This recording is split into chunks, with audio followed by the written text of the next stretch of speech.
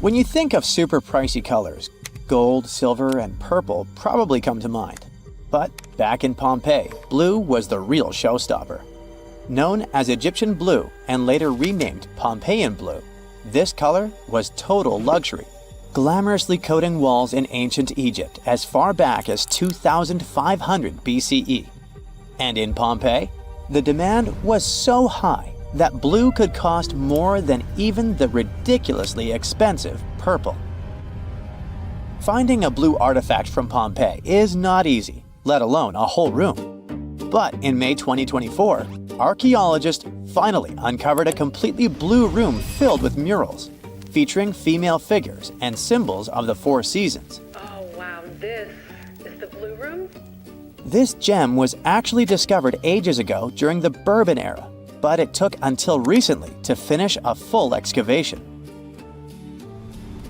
The blue room isn't huge, about 86 square feet, but don't forget that vibrant blue is rare for Pompeian frescoes, usually saved for the fanciest spots. Experts think this room may have been a sanctuary for rituals or sacred stuff. Among the finds were bronze jugs, lamps, and 15 hefty amphorae.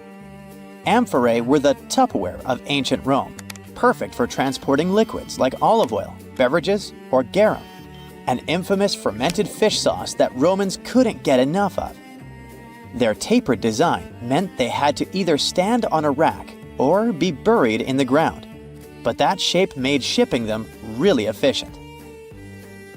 Also, the archaeologists found there were building materials for renovations and a ridiculous number of empty oyster shells. While you might think this room hosted some fancy shindigs with oysters and gallons of beverages in those amphoras, in reality, the shells weren't even leftovers from a posh dinner party. Instead, experts believe they were ground up to mix with plaster and mortar. The next find was unearthed around 2 decades ago, but the scientists only realized it in 2024. They had dug up the oldest cheese ever, clocking in at a whopping 3,600 years. The previous record holder was only 3,200 years old, found in an Egyptian tomb of some big shot named Thutmose. When they discovered that younger cheese, they found broken jars with this solid, whitish mass inside. It took some serious sleuthing to confirm it was cheese and not some ancient science experiment gone wrong. But let's go back to this 3,600-year-old cheese. It wasn't just sitting around like any old lump. It was actually a fashion statement. It was found in the tomb with the mummy of a young woman from northwestern China. She had the cheese hanging around her neck like some sort of dairy bling. Now let's talk taste. When experts were asked if they'd try the cheese, their answer was a swift no way. So basically, nobody's diving in to find out if it's pungent or not. But thanks to some fancy tech, they can analyze flavors. But even if they had dared to try, I bet it's nothing to write home about since it's as hard as rock now. Scientists figured out this cheese was likely kefir cheese, made from fermenting milk with kefir grains and had both goat and cow milk in it. Funny enough, the ladies whose tomb it was found in belonged to the Xiaohe people, who were probably lactose intolerant. But don't fret. Despite their limited plant options, they could still enjoy cheese, since this kefir delicacy had surprisingly low lactose levels. Remember when everything felt brighter? The grass greener, people friendlier, and trees looking regal? Okay, maybe I'm exaggerating about the grass and the folks, but not the trees. In 2024, some ancient plant fossils from New Brunswick, Canada, are making waves. They uncovered Sanfordiacollis densifolia, a tree over 350 million years old. It sported a trunk, flaunting over 250 massive leaves, some up to 5 feet long. Instead of a classic crown, it had a bottle brush appearance on a slim trunk just 6.3 inches wide. It's like this tree went to the gym and skipped leg day for leaf gains. Typically, ancient trees are depicted as basic trunks, but this one is a real standout. It's somewhat similar to today's ferns and palms, though palms came later. These fossils are well preserved, buried in an ancient fault lake after an earthquake. While many might just think, cool tree, scientists are excited. This discovery helps them piece together our planet's evolution over millions of years. I get it, those blue rooms, ancient cheese, and trees aren't exactly inspiring much hope for the future. But I've got something that might just change the game. In 2024, scientists discovered a new theoretically habitable planet called Gliese 12b. It's a bit smaller than Earth, but bigger than Venus, and is orbiting a mellow red dwarf star about 40 light-years away in the Pisces constellation. This star is just 27% the size of our Sun, and 60% as hot, which puts Gliese 12b in the Goldilocks zone, where liquid water could actually exist, even with its speedy 12.8-day orbit. If it's got no atmosphere, the surface temperature is about 107 degrees Fahrenheit, so if you're used to Arizona summers, you'll be just fine. The only problem is that Gliese 12b is 12 parsecs away, and sec here doesn't mean a quick second. With our fastest spacecraft, a trip would take around 225,000 years. To put it in perspective, if we imagine a regular human lifespan of 100 years, which is already slightly exaggerated, it will take about 2,250 generations to get there. Still, it's nice to know we have Gliese 12b on deck in case things go south here on Earth. And even if we never actually get there, studying it with the James Webb Space Telescope might help unravel the mystery of why Earth stayed livable while Venus didn't. Archaeologists in Egypt have made an exciting discovery. They found the upper half of a huge statue of Ramses II. This 12.5-foot limestone piece was uncovered in Hermopolis, now Ashmunain, and it lines up perfectly with the lower part found in 1930. It took almost 100 years to finish the puzzle. The statue shows Ramses seated, wearing a crown and a headdress with a cobra, symbolizing his rule over both Upper and Lower Egypt. The back of the statue is covered in hieroglyphs, listing the king's numerous titles, highlighting his status as one of ancient Egypt's most powerful pharaohs. Combining the upper and lower pieces would create a statue nearly 23 feet tall. You probably know the Statue of Liberty was a French gift, but did you know that the famous Venetian lions were actually made in China and not Italy? Back in 1295, Marco Polo returned to Venice from a place called Cathay, we now know it as China, and shared some wild stories about everything from paper money to coal and even Kublai Khan's swanky palace in Xanadu. While some people back then rolled their eyes at his tales, modern scholars are still raising their eyebrows a bit. Despite the skepticism, Polo is a key figure connecting Europe to ancient China. Now, some recent research suggests Venice and China were already well connected before Polo's trip. A prime example? The Bronze Lion of Venice in St. Mark's Square.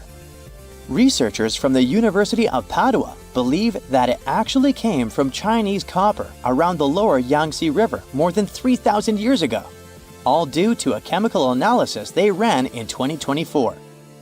The winged lion became Venice's symbol between 1261 and 1264, probably even before Polo's adventures. Experts point out its resemblance to the Tang Dynasty tomb guardians, which hint it might have had a makeover on its way to Venice. 2024 is not only the year of scientific discoveries, but also the treasure hunt year. A 2-foot-tall bronze statue of the Greek deity Diana, once a fixture on the Titanic's fireplace mantle, was discovered during a recent underwater expedition.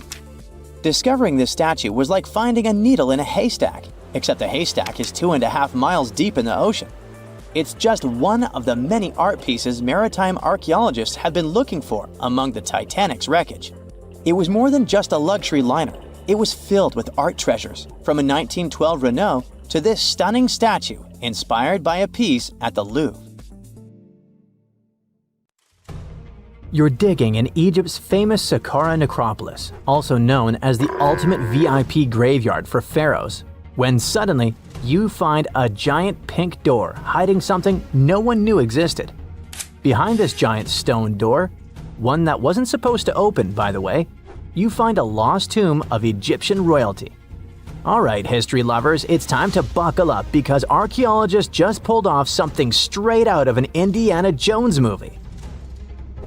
Let's travel all the way to Saqqara, one of Egypt's most mysterious and treasure-packed ancient sites. The star of the show? The prince you've probably never heard of, Prince Userefre, son of King Userkaf. No one important, just, the founder of Egypt's 5th dynasty. No big deal. But the way his tomb was discovered… It all started with a massive door, made of pink granite, no less. But this isn't just a regular stone slab. This thing is about 14 to 15 feet tall and 4 feet wide. A giraffe could easily walk through it.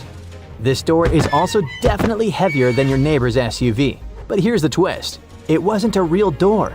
It was a false door. A symbolic gateway meant to allow the spirit of the deceased to pass between the world of the living and the afterlife. Normally, that's where the story ends. After all, false doors are common in tombs. But this one was extra special. You see, false doors were usually made out of limestone, which was pretty common and found everywhere in Egypt. To build one out of red or pink granite, people had to bring these rocks from a quarry located 400 miles away. And you can bet this wasn't a cheap trip. According to Egyptologists, this is the first time a false door of this size and material has ever been found in Egypt, making it a totally unique piece of architecture. Aside from being super expensive, this one had a surprise behind it too. When the team of researchers investigated further, they realized that this false door actually hid a real entrance. And what did it lead to? A hidden tomb, packed with statues, relics, and secrets from over 4,000 years ago. The tomb belonged to Prince Userefre, but you can call him Wasar-Efra or Wasar-Efra too. Despite being totally erased from history, this fella was no minor noble. The hieroglyphs on the pink granite door listed him as the hereditary prince, governor of Buto and Nekeb, royal scribe, minister, judge, and priest of chance. Phew! He was like the ancient Egyptian version of Daenerys Targaryen. These inscriptions not only identify his political and religious roles, but also suggest he held significant power in Lower and Upper Egypt, bridging both regions through his titles. One title in particular, the Priest of Seker, links him to the deity of the necropolis, the one with the falcon head. This god was the patron of the living and god of the dead at the same time. So I guess the Forgotten Prince was sort of a big deal, considering that his tomb was placed in such a prestigious location within Saqqara.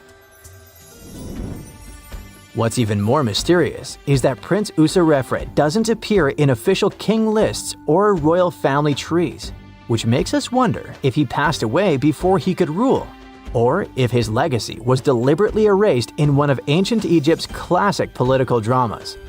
Some scholars now believe his erasure might be connected with shifting religious or political power struggles during the early 5th dynasty, especially as his father Userkaf was reshaping Egypt's religious order. And speaking of his father, King Userkaf was a total game changer. He wasn't just the founder of the 5th dynasty, he also kicked off a religious revolution by promoting the sun god Ra over older deities. That's right. Userkaf built the very first sun temple at Abu Sir, setting off a dynasty-wide obsession with solar worship. After Userkaf wrapped up his short but revolutionary reign, a whole lineup of pharaohs took the stage. Sahure, Neferirkare, Nusere-Ini, basically the boy band of the 5th dynasty. And these guys were all about two things: building pyramids and making money. They weren't just stacking stones, they were expanding Egypt's influence, opening up trade routes to far-off lands, and blinging out their temples like it was nobody's business. Back in the tomb, things got even cooler. There was a beautiful red granite offering table covered with inscriptions detailing ritual foods, like an eternal menu for the afterlife, because they believed the deceased could magically eat this food. Fun fact, it was the funerary priests and their families that actually ate the food. There were also pottery shards, amulets, and painted walls, but the real showstoppers were the statues. And this is exactly where things get weird, in a good way. The team found statues of King Djoser, the guy who built Egypt's first pyramid, his wife, and their 10 daughters, inside Prince Userefre's tomb. Hold up. Djoser lived a few centuries before Usarkaf.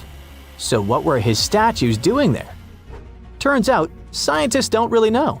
These statues were built during the reign of King Djoser himself and probably belonged to that first ever built pyramid. Experts believe these statues were probably relocated during the 26th dynasty, thousands of years after Djoser, maybe to protect them from destruction, or maybe because they were still venerated. Basically, ancient Egyptians were hoarders, but classy ones. Scientists also know for a fact that some engravings and statues found there were made way later, which means that this tomb probably turned into a deposit for fancy stuff. Or maybe this was just really ancient interior decorating. Anyway, that wasn't all. There was another pink granite entrance on the eastern side of the tomb, with inscriptions linking back to King Nefertiti, another 5th dynasty pharaoh who also tried to build his own pyramid, but failed. And near this second entrance, archaeologists found something never seen before in Saqqara: a set of 13 pink granite statues, all sitting in a row on a high-backed bench, like they were waiting at the DMV of the afterlife. Some had elevated heads, probably representing the prince's wives, while others were missing their heads entirely. One black granite statue was found upside down. Maybe it had taken a tumble sometime during the tomb's long, quiet centuries underground. According to archaeologists, the positioning and head shapes suggest that these statues followed a strict social hierarchy, with the central figures likely representing higher status individuals, while the headless ones might indicate unfinished work or later vandalism. And speaking of black granite statues, another one was found standing proudly inside the tomb. Based on its design and inscriptions, it looks like it was placed there during the 26th dynasty, the same time those Djoser statues were probably moved in. This suggests the tomb didn't just sit abandoned, it was reused, adapted, and maybe even honored by later generations. And by the way, black granite was associated with Osiris, the god of the underworld, during the late period, which means that this statue's presence is a clue that the tomb was a ritual space long after the prince's death. All of this, giant granite doors, surprise statues, reused tombs, adds up to a truly thrilling find. Prince Userefre may not be a household name yet, but his tomb is now one of the most fascinating ever found in Saqqara. It tells a story not just of the Old Kingdom, but of how ancient Egyptians kept connecting to their past, even thousands of years later. So, what does it all mean? Why hide a tomb behind a fake door? Why pack it with statues from different eras? And who exactly was Prince Userefre? These are the kinds of mysteries that keep archaeologists digging and keep the rest of us fascinated. In the end, this discovery isn't just about one tomb, it's about how much is still waiting beneath the sands of Egypt. As more gets uncovered, we're reminded again and again that ancient history isn't gone. It's just sleeping behind massive pink granite doors.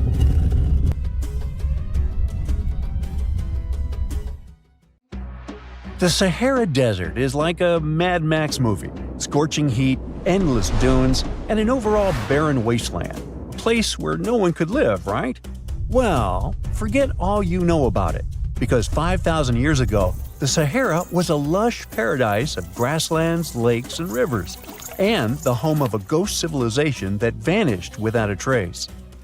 Our tale begins in the 1930s, when a Hungarian explorer stumbled upon a cave in the middle of the Sahara. Inside, he found something bizarre: ancient rock paintings of people swimming in a lake, surrounded by giraffes, hippos, and crocodiles. At the time, everybody shrugged it off as some symbolic depiction of the afterlife, because really, who would imagine a lake in the Sahara? Well, fast forward some 70 years later, when a group of archaeologists made a discovery that flipped the script. In a rock shelter in Libya, they unearthed 15 mummies, along with baskets, ceramic pots, and other everyday items. This may look like prehistoric junk to most people, but to archaeologists, it was like uncovering a key piece of evidence. Those people weren't just passing through, they lived here. You see, those weren't just any mummies. They were some of the oldest naturally mummified humans ever found, dating back over 7,000 years.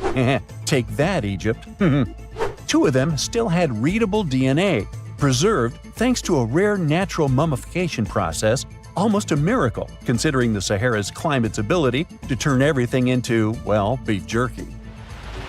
Scientists struggled to understand where those mummies came from for a while, because the mitochondrial DNA they recovered was not helpful at all. But thanks to scientific progress, they eventually managed to do a full genome analysis that revealed some weird secrets. Those people belonged to a human lineage that was completely unknown, and they lived isolated from the rest of humanity for thousands of years.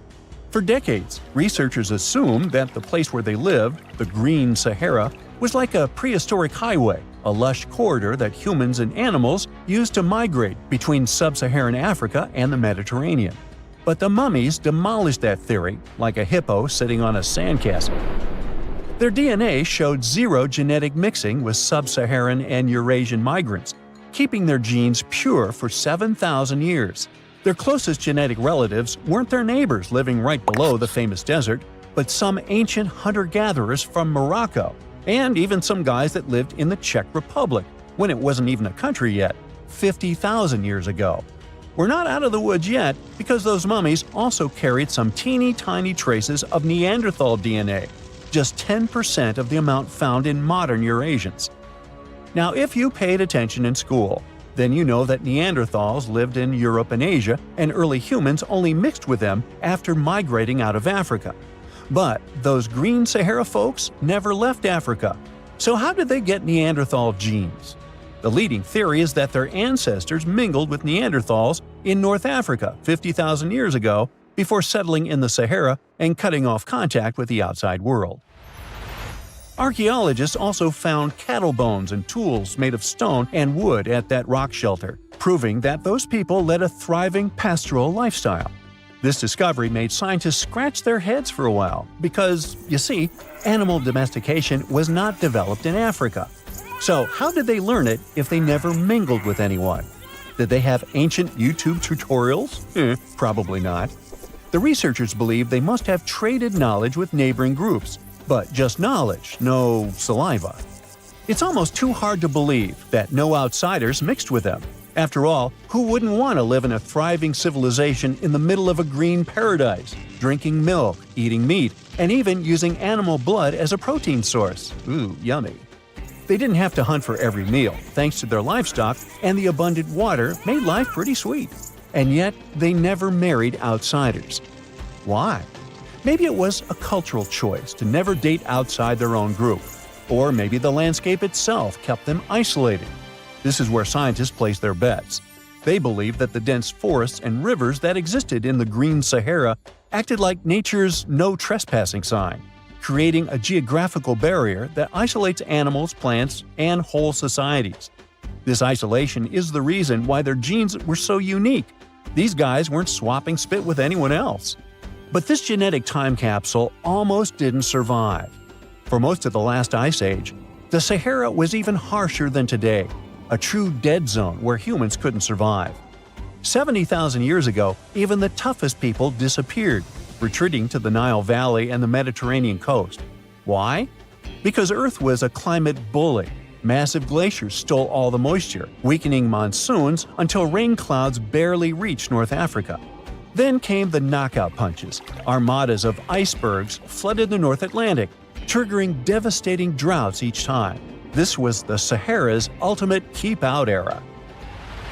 Now, you're probably wondering how in the world the Sahara turned green after all this, and then went back to being a desert again. Well, it all started 15,000 years ago, I wasn't around then, when Earth was shaking off the last ice age.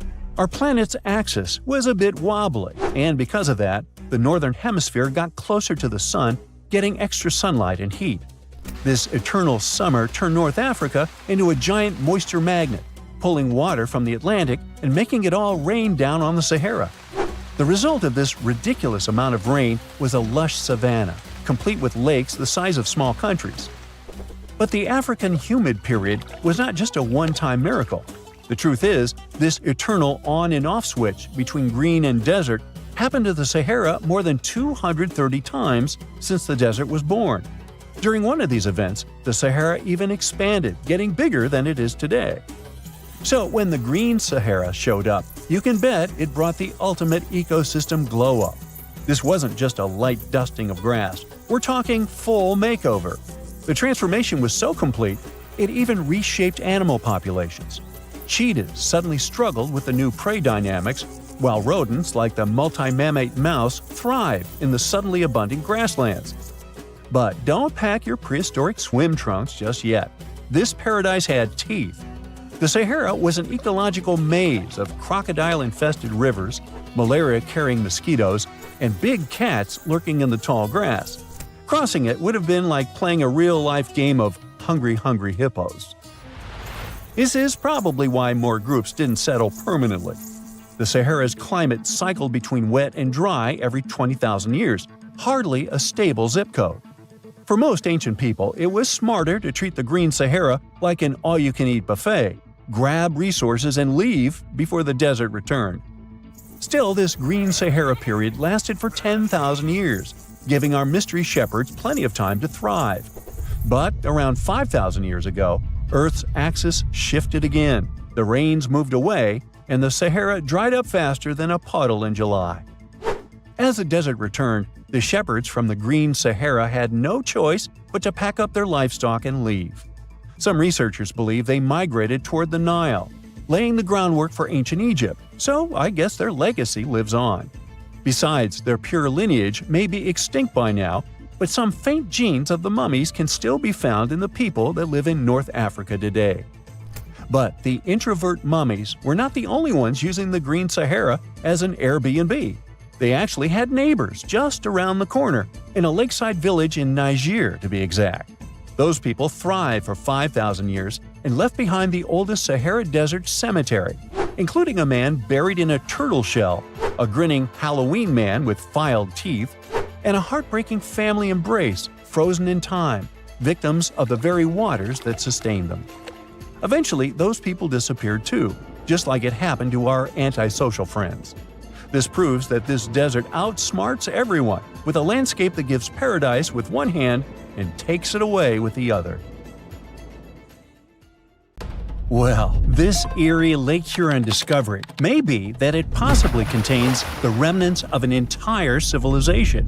Whoa, wait, sounds like Atlantis, right? Well, not exactly. But if there really had been an ancient underwater civilization here, it must have been a pretty advanced one. Around 10,000 years ago, two sharp glassy flakes broke off a stone tool and landed on the ground unnoticed.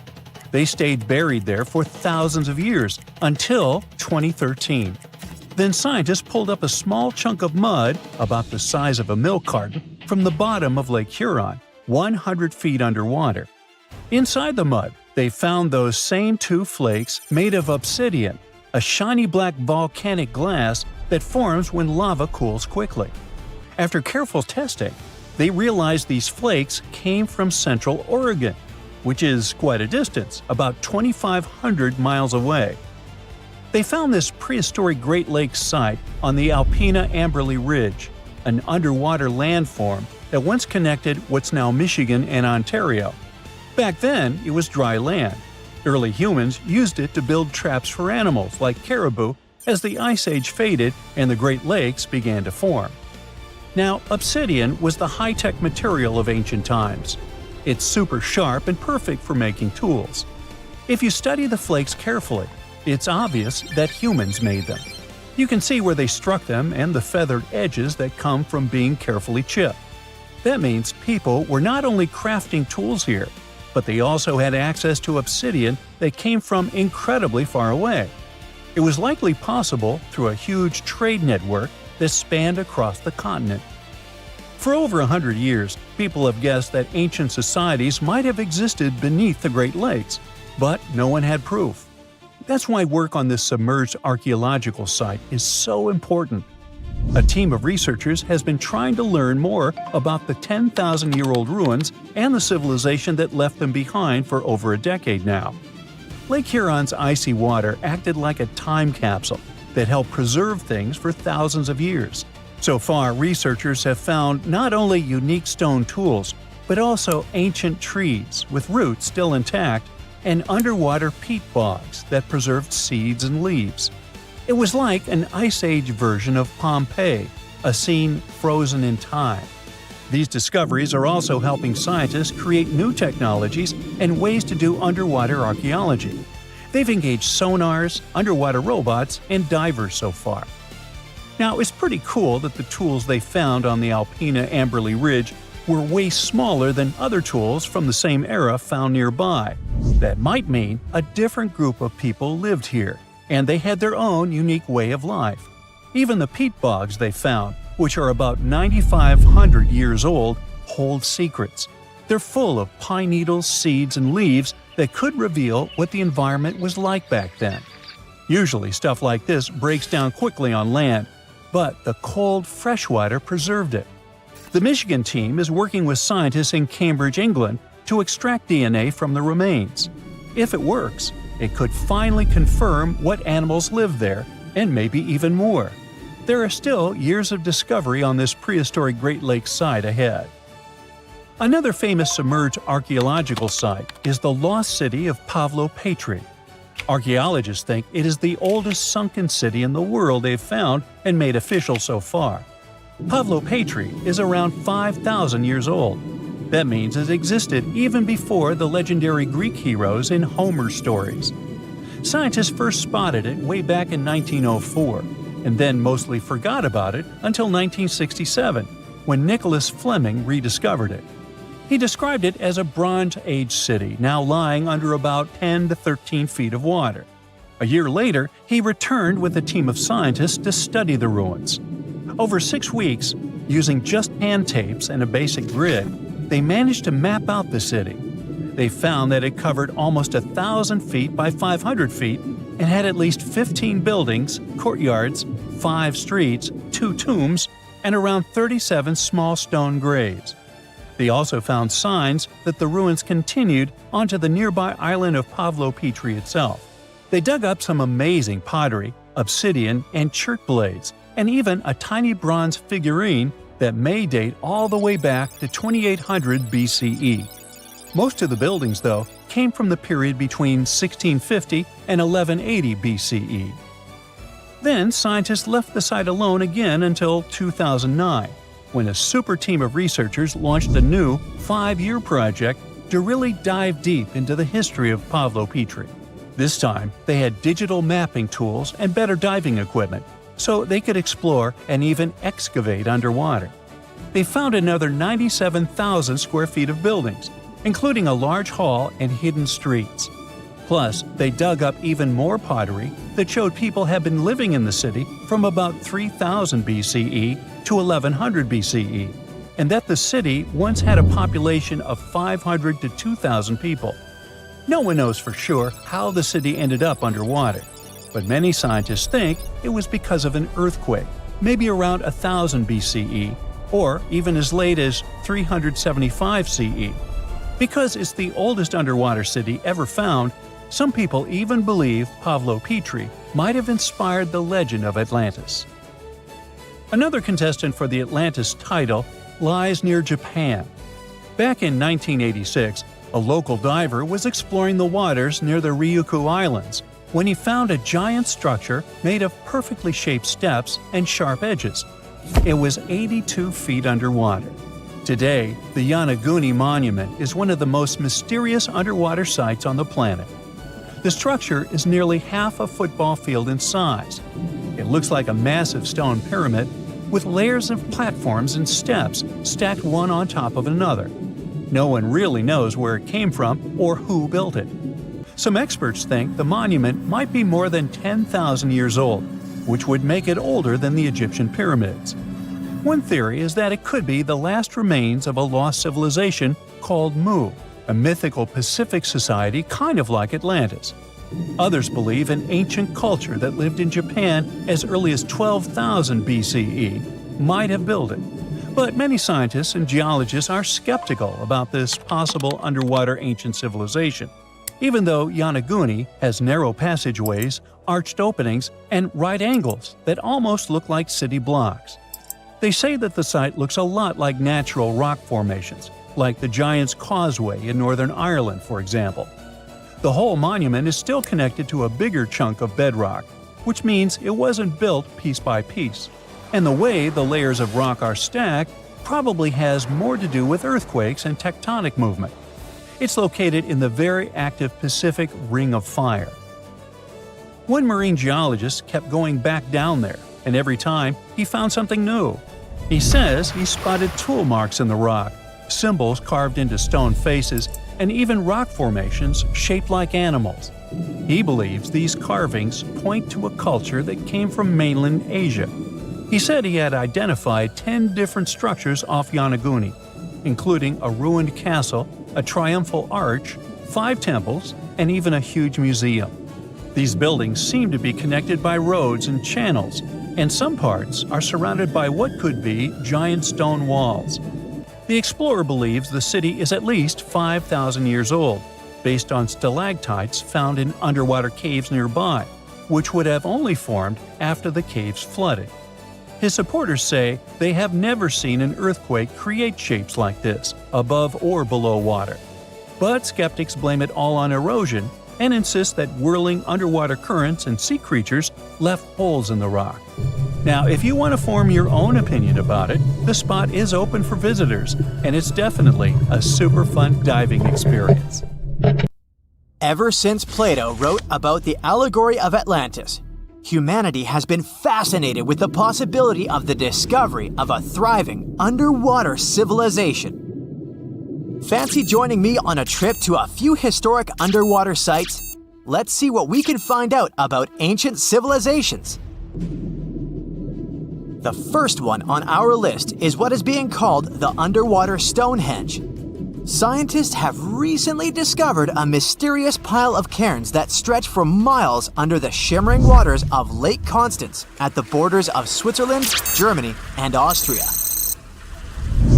Archaeologists began to explore the site back in 2015, and they haven't been able to understand yet what it was actually used for. What they do know is that there is a 12-mile line of 170 human-made stone cairns under Lake Constance. Scientists say this was most likely the result of a combined work of several villages. The cairn site was probably used for some collective purpose. The formations are huge. Some of them are several dozen feet wide. The most amazing discovery so far is that the site dates back to around 5,500 years ago. Now, what were we humans doing back then? We were living in the prime years of the so-called Stone Age. We were beginning to make artifacts from stone and use them to hunt and eat. Can you imagine what a knife and fork might have looked like back in those days? It's no coincidence that scientists call this site the underwater Stonehenge, though. Both sites are believed to have been built around the same period of time. You see, Stonehenge dates back to around 3,100 BCE. Both sites carry the distinct characteristic of stone monuments built in a circle. Not to mention the fact that scientists also haven't figured out why on earth our early ancestors would feel the need to build a monument such as Stonehenge. Well, the mystery of Lake Constance hasn't been solved yet. Who were the Neolithic people from this area? And for what purpose did they go through such an amount of work and effort to build this huge stone site?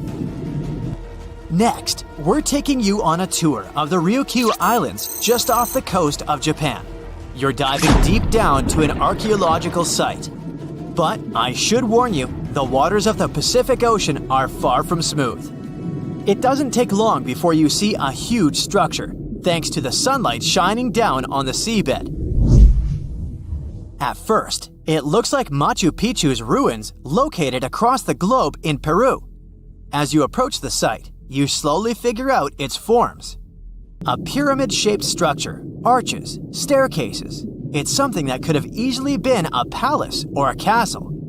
Could this be a sign of human activity? What you've just seen is known today as the Yonaguni Monument. It also goes by the name of Japan's Atlantis.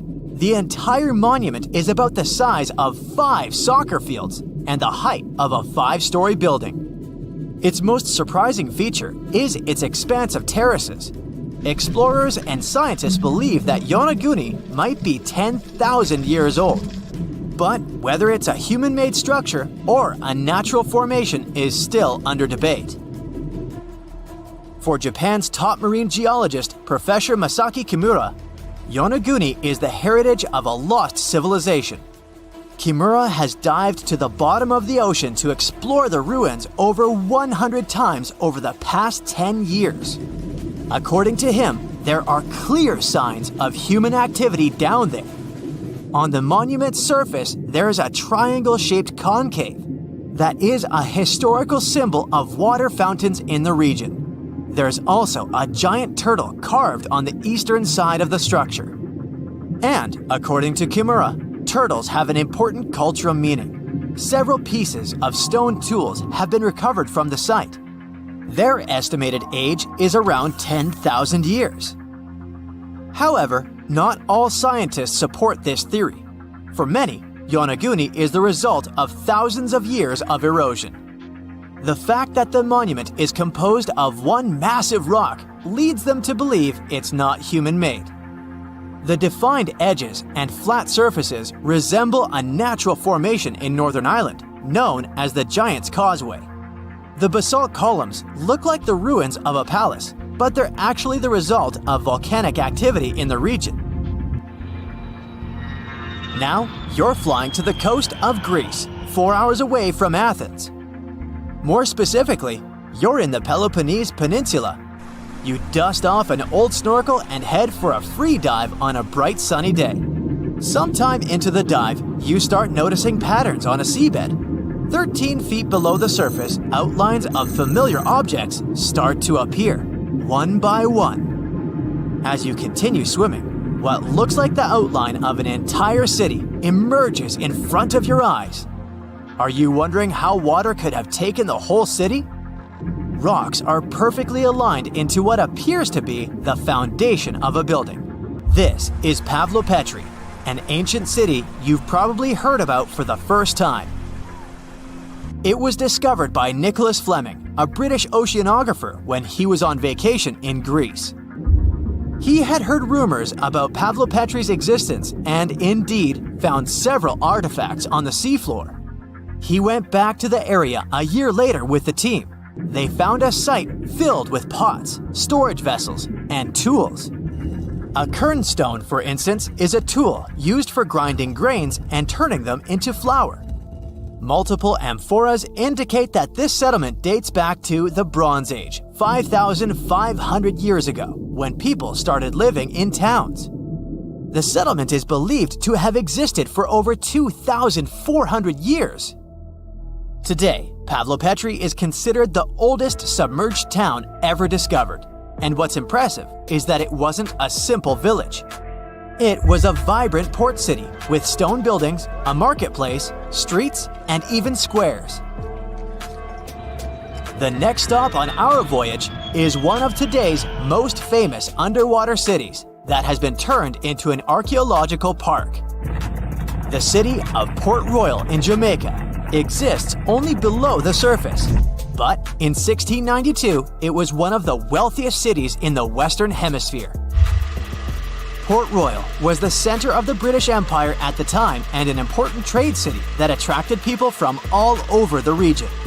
It was also home to real-life pirates of the Caribbean. On the morning of June 7, 1692, the people of Port Royal met a different fate than they had probably expected. The city woke up shaking. People were thrown out of their beds by the power of a massive earthquake, ranking 7.5 on a Richter scale. One survivor said he had seen Earth opening up and swallowing the whole town. What he said could be true, as the city was mainly built on sand. The ground swallowed buildings, roads, you name it. Geysers erupted, and finally, waves as big as 10-story buildings hit the city. About 33 acres of the city disappeared under the water. Amazingly, most of its 17th century remains are still in good condition under 40 feet of water. Archaeologists have found taverns, storage rooms, kitchens, and recreational buildings used for diverse purposes. You can also see a grand lion statue, a submerged bridge, and many picturesque arches. Of course, I saved the best for last: India. Just off its coast lies another sunken marvel. A site known as the Lost City of Cambay is located in the Gulf with a similar name. It remained undiscovered until 2001, when the National Institute of Ocean Technology made a routine water assessment. With the help of sonar technology, which sends a wave sound to the bottom of the sea, they found something far beneath the surface. Images showed well-defined geometric shapes spread along a 5-mile stretch. The remains date to more than 9,500 years ago, meaning this civilization was lost at around the end of the Ice Age. Debris recovered from the site included construction material, pottery, beads, sculptures, and even bones. Scientists argue whether these artifacts are indeed from the site, but if they truly are, then the lost city of Cambay might be the oldest civilization in the world. It started as a routine cleaning to scoop some mud off the coast of Indonesia, but turned into a discovery of remnants of a lost, submerged Ice Age landmass. Archaeologists found more than 6,000 fossil fragments, and among them, 140,000-year-old Homo erectus remains. This find made scientists rethink how early humans lived, moved, and interacted in Southeast Asia. For years, they thought that Homo erectus on Java Island lived in isolation, separated from the rest of the world. But these dredged fossils blew that story apart. It turns out Java wasn't an island at all back then, but part of a landmass called Sundaland. So, Southeast Asia stretched out like someone had drained the ocean, connecting Indonesia, Malaysia, Borneo, Thailand, and Vietnam into one gigantic landscape. Today's islands of Java, Sumatra, Borneo, and Bali were connected by river systems that probably looked like the Amazon, by forests where giant animals roamed, and by coastal plains that would later sink beneath the ocean when temperatures went up. And Homo erectus were not stuck. They were thriving in what honestly sounds like prehistoric bliss. Yep, it was nothing like we normally imagine Ice Age, a sort of frozen wasteland. Sea levels dropped more than 400 feet because so much water froze into glaciers. When all that water got locked up in ice, whole sections of the ocean floor popped out of the water like stepping stones. Suddenly, early humans didn't need boats. They could literally walk from what's now mainland Southeast Asia all the way to places that are islands today. They could do it while exploring and chasing herds across open land. It was sort of like a giant prehistoric highway system. That giant highway matters because it completely rewrites how early humans moved around. Instead of being trapped, Homo erectus had a whole continent to roam. They followed rivers, crossed valleys, and adapted to different environments the same way you learn shortcuts to the office or find new routes to your favorite coffee shop. And because everything was connected, animals wandered freely too. Tigers, elephants, supersized cows, and turtles the size of small cars. People followed these big animals. This among the fossils pulled from the Madura Strait, such as cut-marked turtle shells and cracked open bovid bones. When you see precise cut marks on bone, it means someone was deliberately carving meat off the bone with tools they made themselves. And cracked bones mean they were taking out marrow, which was like prehistoric energy gel, rich, fatty, and perfect when you need calories to survive. That's a level of planning and skill scientists didn't expect from Homo erectus. It pushes Homo erectus closer to species like early Homo sapiens and Denisovans when it comes to behavior. It means they weren't just surviving on scraps, they were actively pursuing animals, processing, and maybe even sharing food the same way later humans did. So if you imagine them as slow, hunched cavemen, forget that. These people were sharp. The techniques they used to process food look eerily similar to those used by other hominins. Not just Homo erectus. We're talking Homo floresiensis, Denisovans, and early Homo sapiens. That opens the door to the possibility that these groups didn't just exist side by side. They might have interacted. Maybe they traded ideas and copied techniques. Or maybe they even interbred or shared territories. All this makes Southeast Asia look not like a series of isolated islands, but like a buzzing human ecosystem, a place where different human species crossed paths. And here's the heartbreaking part. Everything we know about this place, everything humans built, lost, and discovered there, is all underwater now. When the Ice Age ended, glaciers melted like forgotten ice cream cones on a hot sidewalk. Sea levels rose. Slowly, then quickly, rivers flooded, coastlines vanished, entire human landscapes disappeared beneath the waves. Sundaland drowned over thousands of years, and the people who lived there either adapted or moved to higher ground.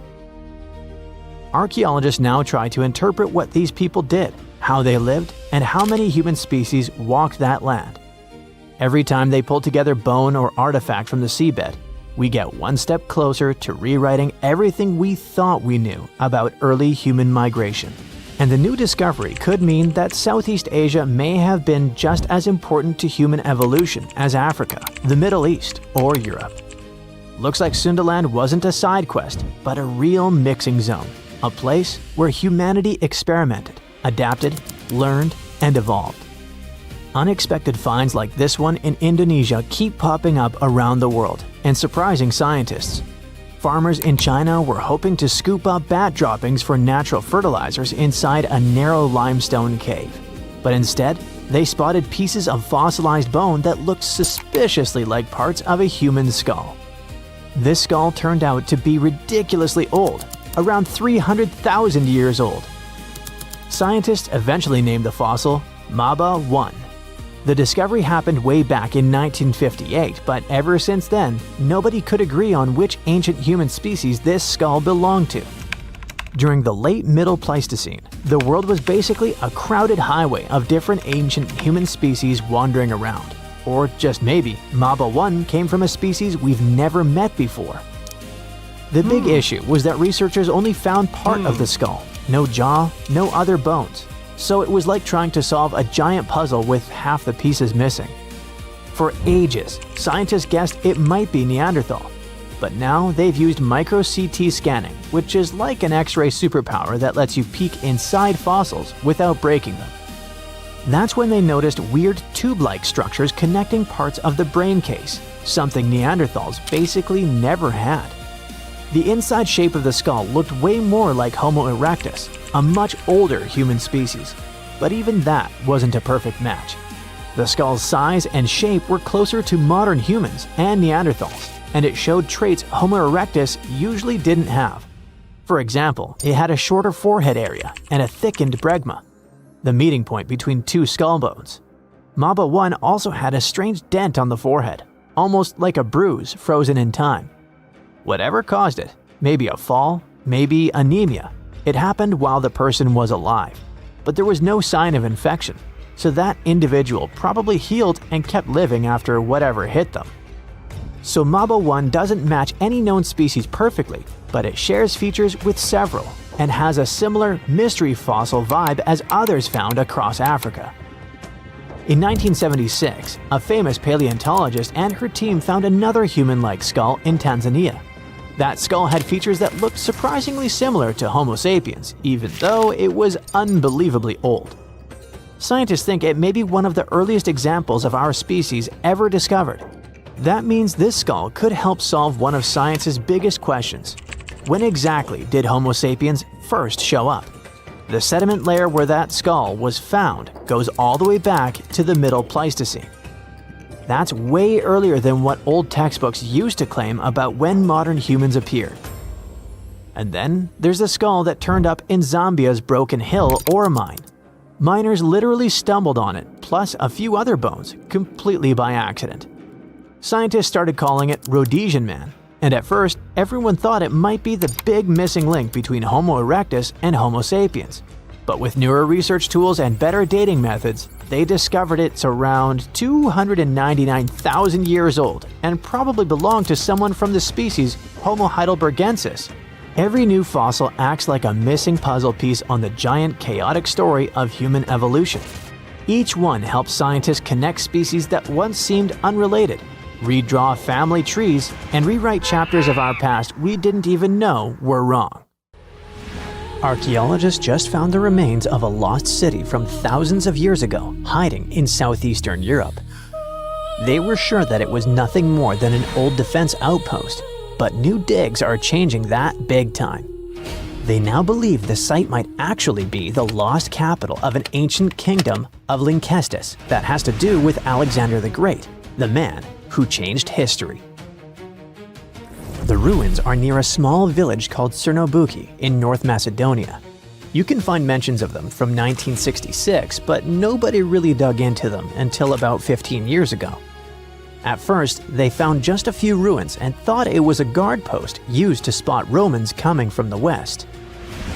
But now, a team of scientists went back with high-tech equipment and found proof this place wasn't just a tiny outpost. Researchers managed to look under the ground and found that the Acropolis the ruins sit on, which is a flat hilltop, has enough rooms and infrastructure to host a full-on city inside the fortress walls. It covers about 2.8 hectares and around 10,000 people lived here at its peak. Researchers also found a textile workshop and plenty of artifacts, including a coin from the time of Alexander the Great and with his image, axes, game pieces, and an oil lamp, and even a small ceramic with a heart motif. One of the coolest finds is a reusable clay theater ticket, which was unique to North Macedonia. This means there was also most likely a theater here, and it could be in one of the large buildings. Experts used to think that the city was from the time of King Philip V, but now, thanks to the coin and especially the ancient tools and broken pottery that were found, they believe people might have lived there during the Bronze Age. Lynkestis and the rest of Upper Macedonia had some pretty intense weather with freezing, rainy winters, and super hot summers. Life there wasn't easy, and most of the time, it was all about surviving. The people who lived in the area were mostly nomadic herders, and they had to move around depending on the season. They traveled with their flocks of cattle, goats, and sheep, always looking for the best pasture lands.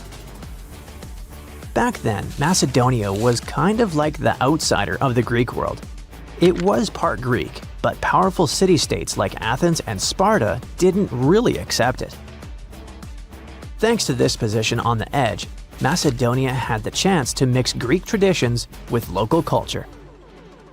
Eventually, they took over and changed the whole ancient world under kings like Philip II and Alexander the Great. The new discoveries at Cernobuki show us how connected and powerful ancient Macedonia really was, especially since the city sat along trade routes to Constantinople. Big historical figures like Octavian and Agrippa might have passed through the area on their way to clash with Cleopatra and Mark Antony. The place could also be the lost capital of the ancient kingdom of Lynkestis or Lyncus. Some experts think that a major city in Upper Macedonia could be where Queen Eurydice was born. That powerful lady gave birth to Philip II of Macedon, who took over Lynkestis in the 4th century BCE. The kingdom of Macedon became independent, and thanks to it, the son of Philip II, Alexander the Great, later became the king of the Macedonian Empire. That man totally lived up to his name.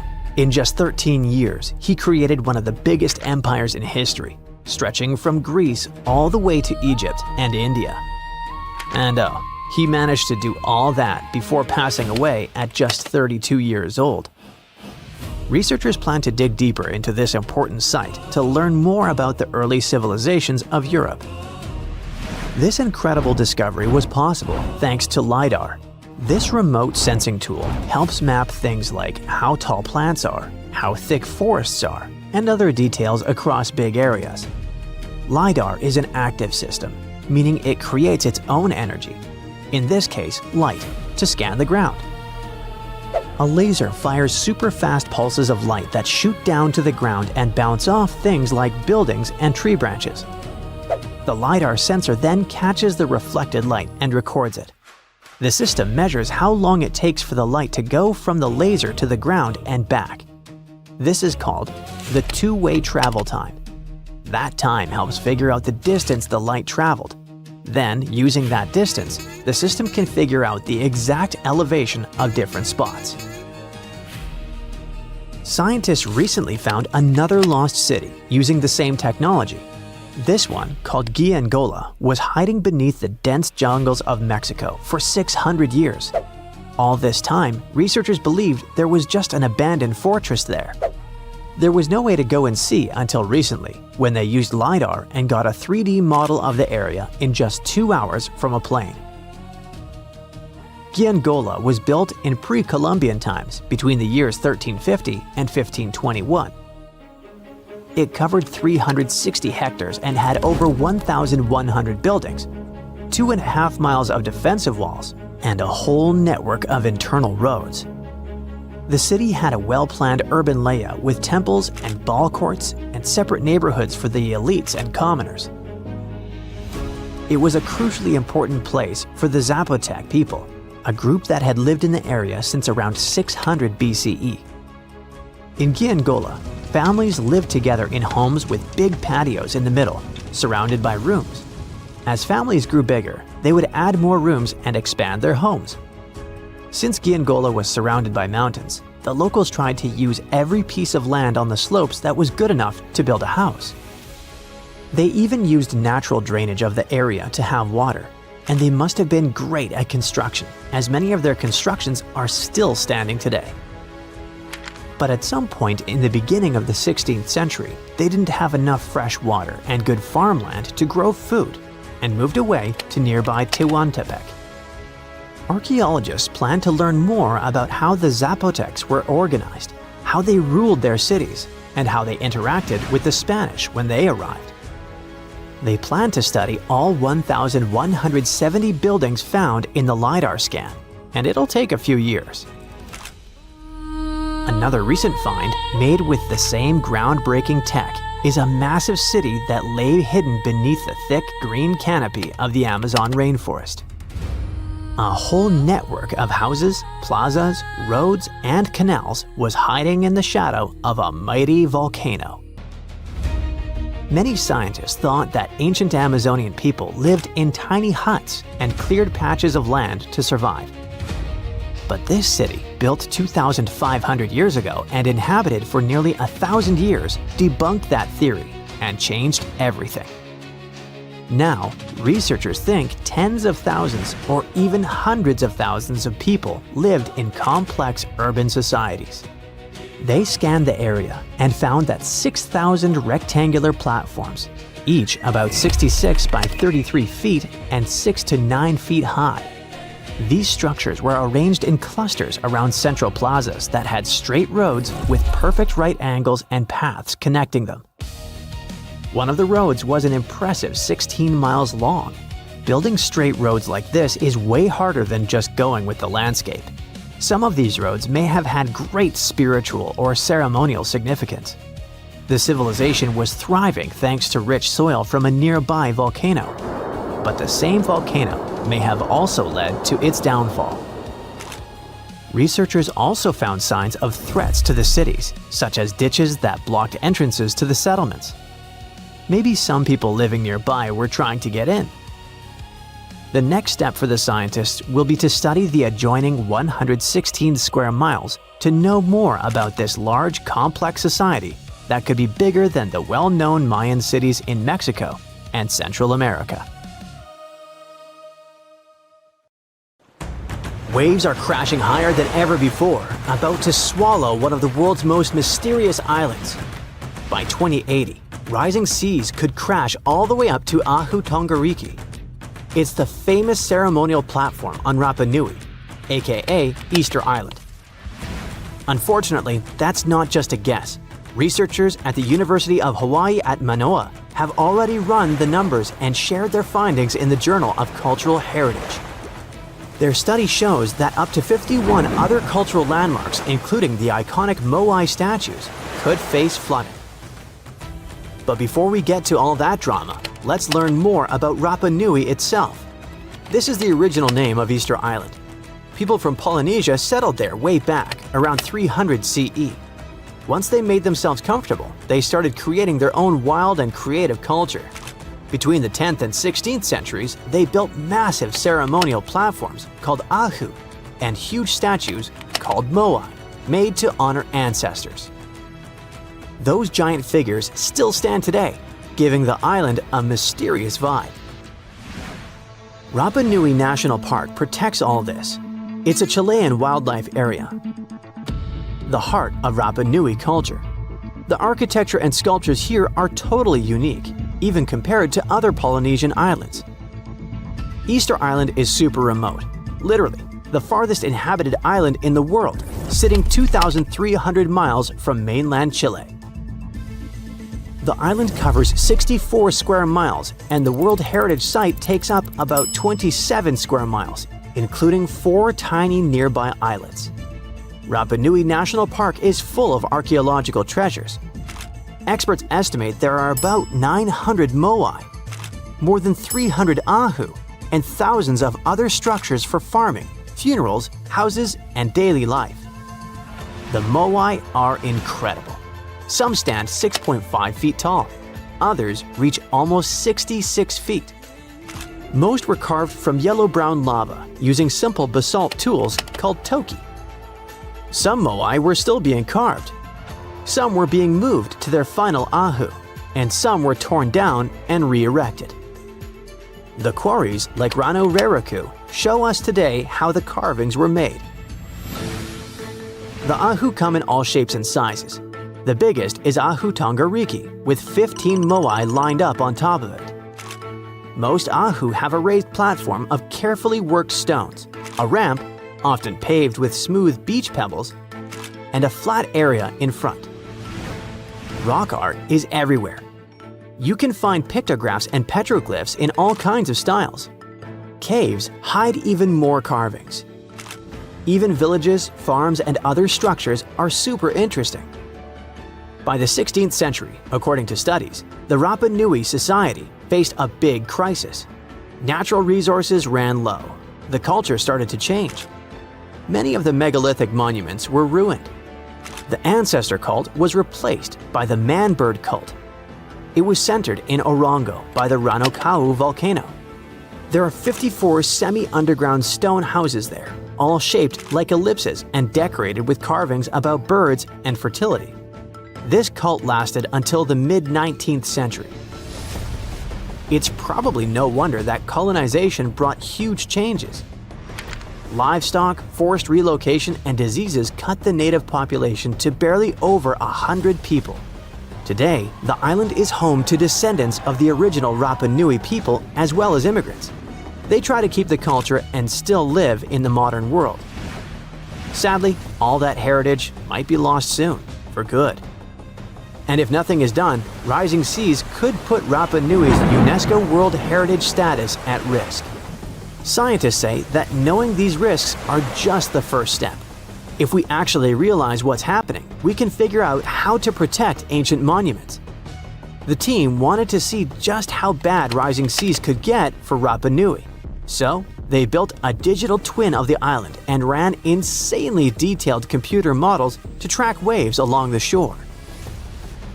Then, they stacked those flood maps on top of data about all the cultural landmarks which they got thanks to local partners. They wanted to see which ones would get hit first.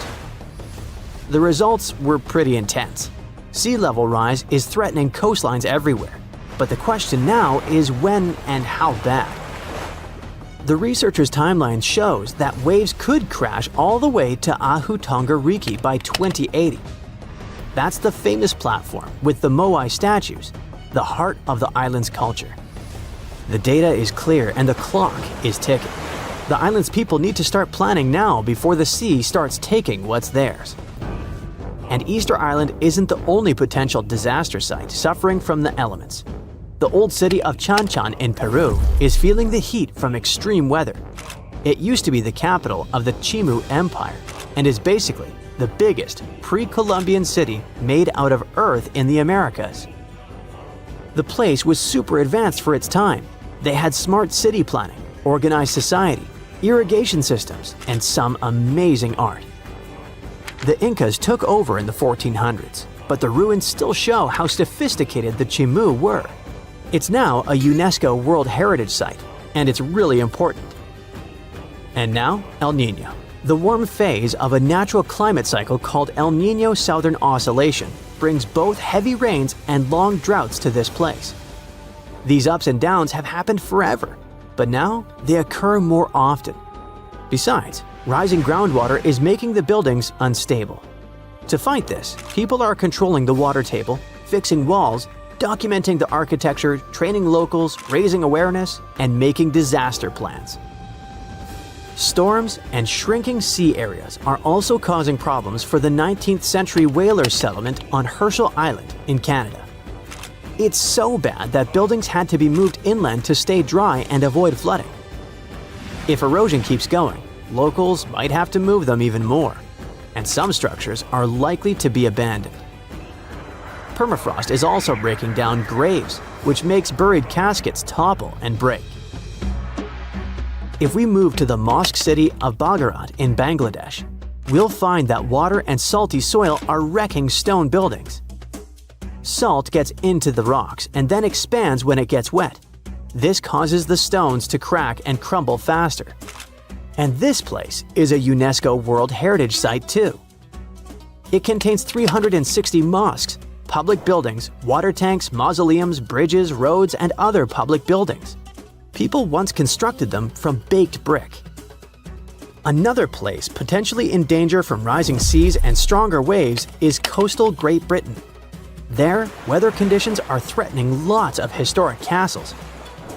Hurst Castle in Hampshire, Tintagel in Cornwall, Peel Castle in Cumbria, Bayard's Cove Fort in Devon, Garrison Walls in the Isle of Scilly, and Kelshot Castle in Southampton all face danger. English Heritage says they need to fix walls and build stronger defenses to stop storm damage. Heavy rains and extreme weather are also hitting Edinburgh in Scotland. Flooding and landslides are a serious growing risk. Since 1970, annual rainfall has gone up 13%. The sandstone repeatedly gets wet and dries, which wears down Edinburgh Castle and erodes the volcanic rock it stands on. Is it going to topple one day? If nothing is done soon, time will show, I guess. Another super famous and touristy place that might get flooded soon is Venice in Italy. Its lagoon faces a serious threat from rising sea levels. Flooding is becoming more and more common. This puts the city's buildings and streets at risk.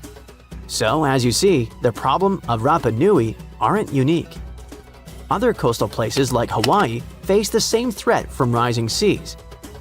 Ancient temples, sacred burial grounds, and other irreplaceable cultural sites are at risk, just like the moai and ceremonial platforms of Easter Island. The rising waters don't just threaten buildings, they put the history, traditions, and identity of entire communities in danger. Researchers are using data on coastal flooding to predict what could happen to Rapa Nui and other historical spots. They're mapping the risks, studying how seas will rise, and searching for ways to protect those precious places.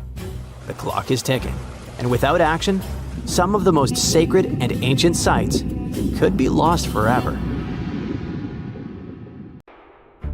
Now picture a tomb locked for 1,400 years, and then, suddenly, poof, it's open. What could be inside? An ancient curse or exciting discoveries? Maybe the former, since a giant stone owl is guarding the entrance with the owl's beak clamping down on a human face like it's swallowing a soul. Now, it's not just a picture this situation. The discovery probably happened like this.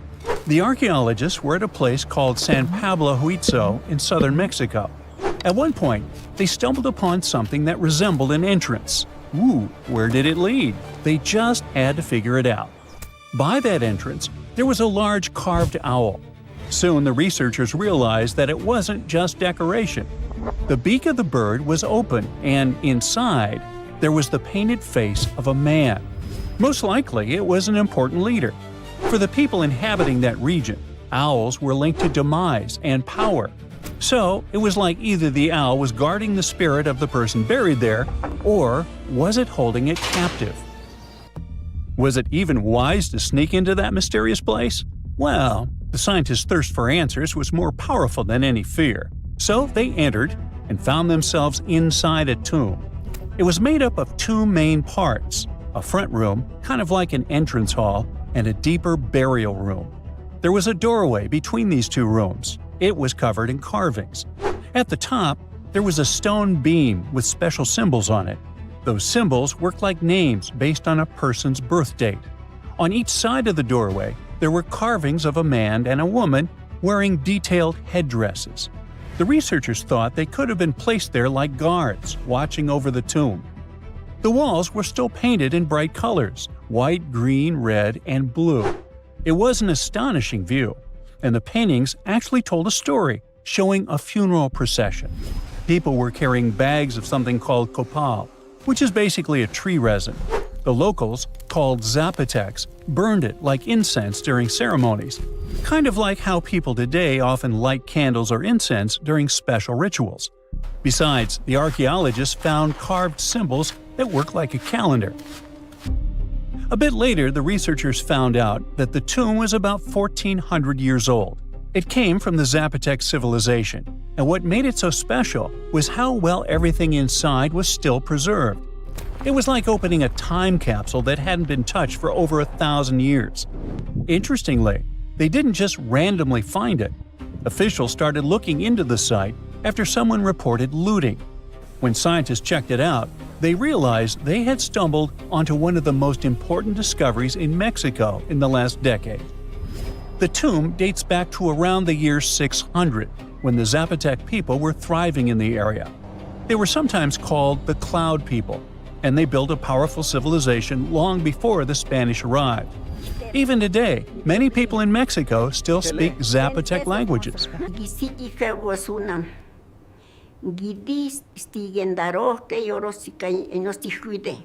Right now, experts from the National Institute of Anthropology and History are working carefully to protect the tomb and study everything inside.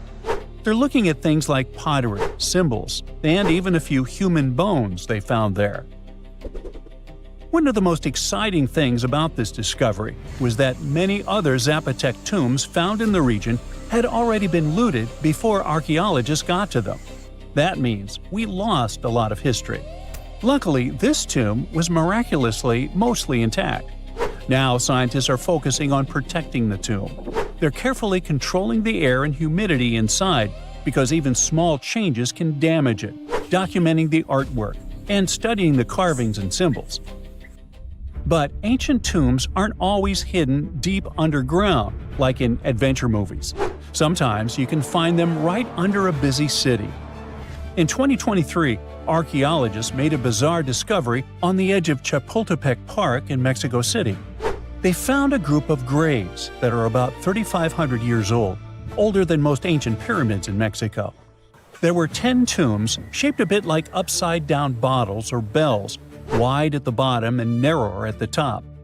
About half of them had human remains inside, 4 women and 1 man, mostly young adults.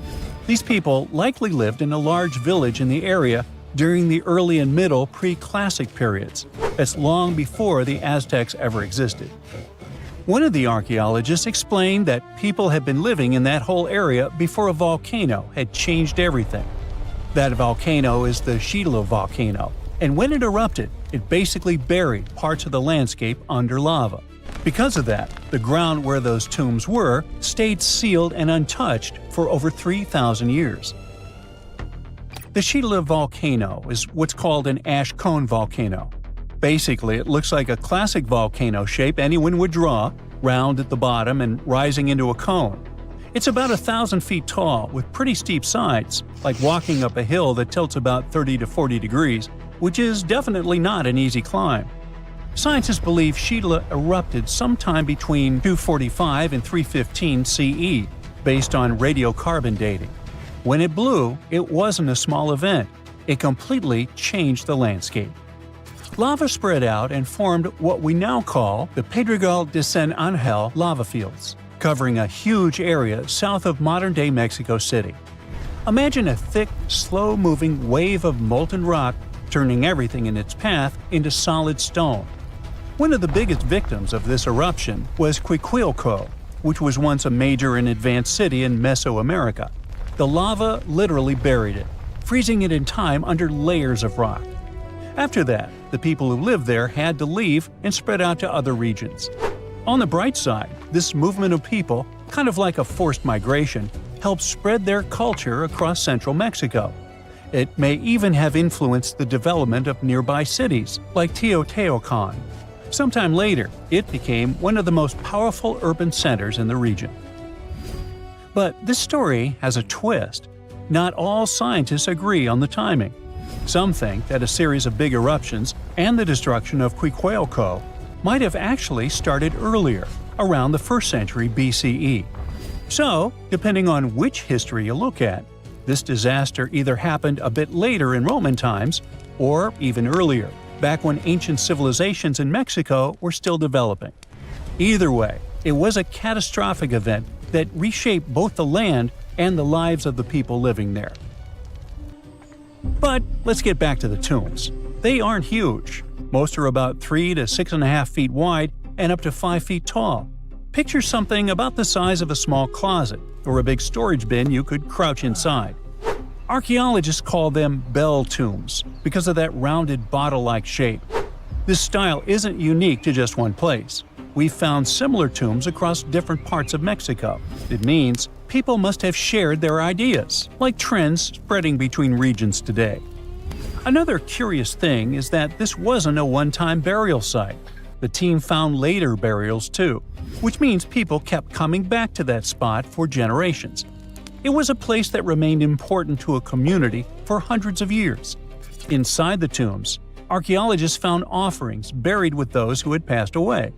There were tools made from deer antlers, a cup, and small female figurines.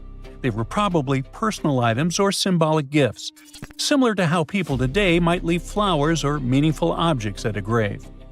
All those items have been moved to the National Museum of History for careful study. Experts use them to figure out more about how those people lived. Luckily, this isn't the only discovery in the area. Construction work around Chapultepec Park has been turning up all kinds of history lately. In fact, not long before this, archaeologists even found a 16th century cemetery from less than 100 years after the fall of the Aztec Empire after the Spanish conquest. The lost city of Atlantis may have actually been found. No, really. 2 researchers were working in the waters off the coast of Cuba when they discovered the ruins of what looked like an ancient submerged city. That happened about 20 years ago, and yet no one really talks about it today. It's like the authorities just took the research, locked it away in some top-secret room, and decided no one else should know about it. But why? Well, I'm going to tell you. Back in 2001, Paulina Zalitsky, a marine engineer, and her husband, Paul Weinswig, were hired to explore the waters off Cuba's western coast. They had 2 main objectives: to search for old shipwrecks, possibly hiding treasures like gold and jewels, and to locate valuable oil and natural gas deposits deep underwater. They were using a sonar. Basically, this equipment is like a sound-based radar. It sends out sound waves underwater, and when those waves hit something, like a sunken ship, they bounce back. The system can figure out where and how far the object is just by listening to the echo. So, the couple was scanning the seafloor with this equipment more than 2,000 feet below the surface. And then, out of nowhere, they found something way more interesting than gold or oil. They found stones. Not just any stones. I'm talking huge, perfectly arranged stones. Kind of like a mini version of the pyramid at Chichen Itza, or even better, like a bunch of tiny submerged Chichen Itzas. Yep, they saw that, or at least they think they did. The thing is, sonar doesn't work like a camera. It definitely doesn't record video or take actual pictures underwater. What it does do is create images using sound. And those images are usually just outlines or shapes, kind of like a blurry black and white sketch. It shows you where things are, but not exactly what they look like. And that's exactly what happened back then. The equipment started producing images of these perfectly organized stone structures, and it really looked like some kind of urban development. I mean, the site was just too organized, too symmetrical to be just random rocks. But it sounded too good to be true. I mean, this discovery could totally change everything we know about ancient civilizations on the American continent. So the scientists decided it would be too irresponsible to announce anything without finding more evidence first.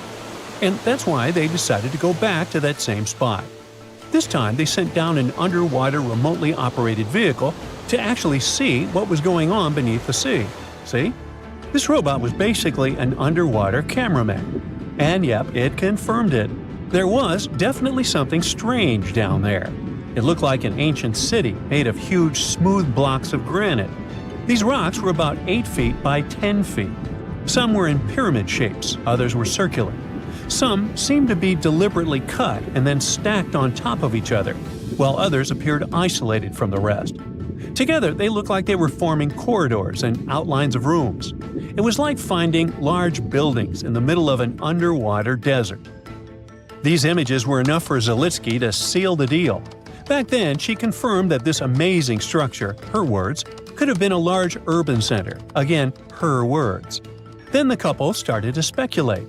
They said that these structures were probably built more than 6,000 years ago, which would make them older than the Great Pyramids of Egypt. It's even older than the famous Maya, the civilization that used to live in the Americas and is known for their ancient and advanced temples. The research also suggested that these structures might belong to a civilization that lived on the American continent thousands of years ago, and that we didn't even know about. This supposed civilization once thrived on a 100-mile land bridge connecting Cuba to Mexico's Yucatan Peninsula. But then, something catastrophic happened. According to their theory, the Earth's faults shifted beneath the surface, leading to a massive earthquake.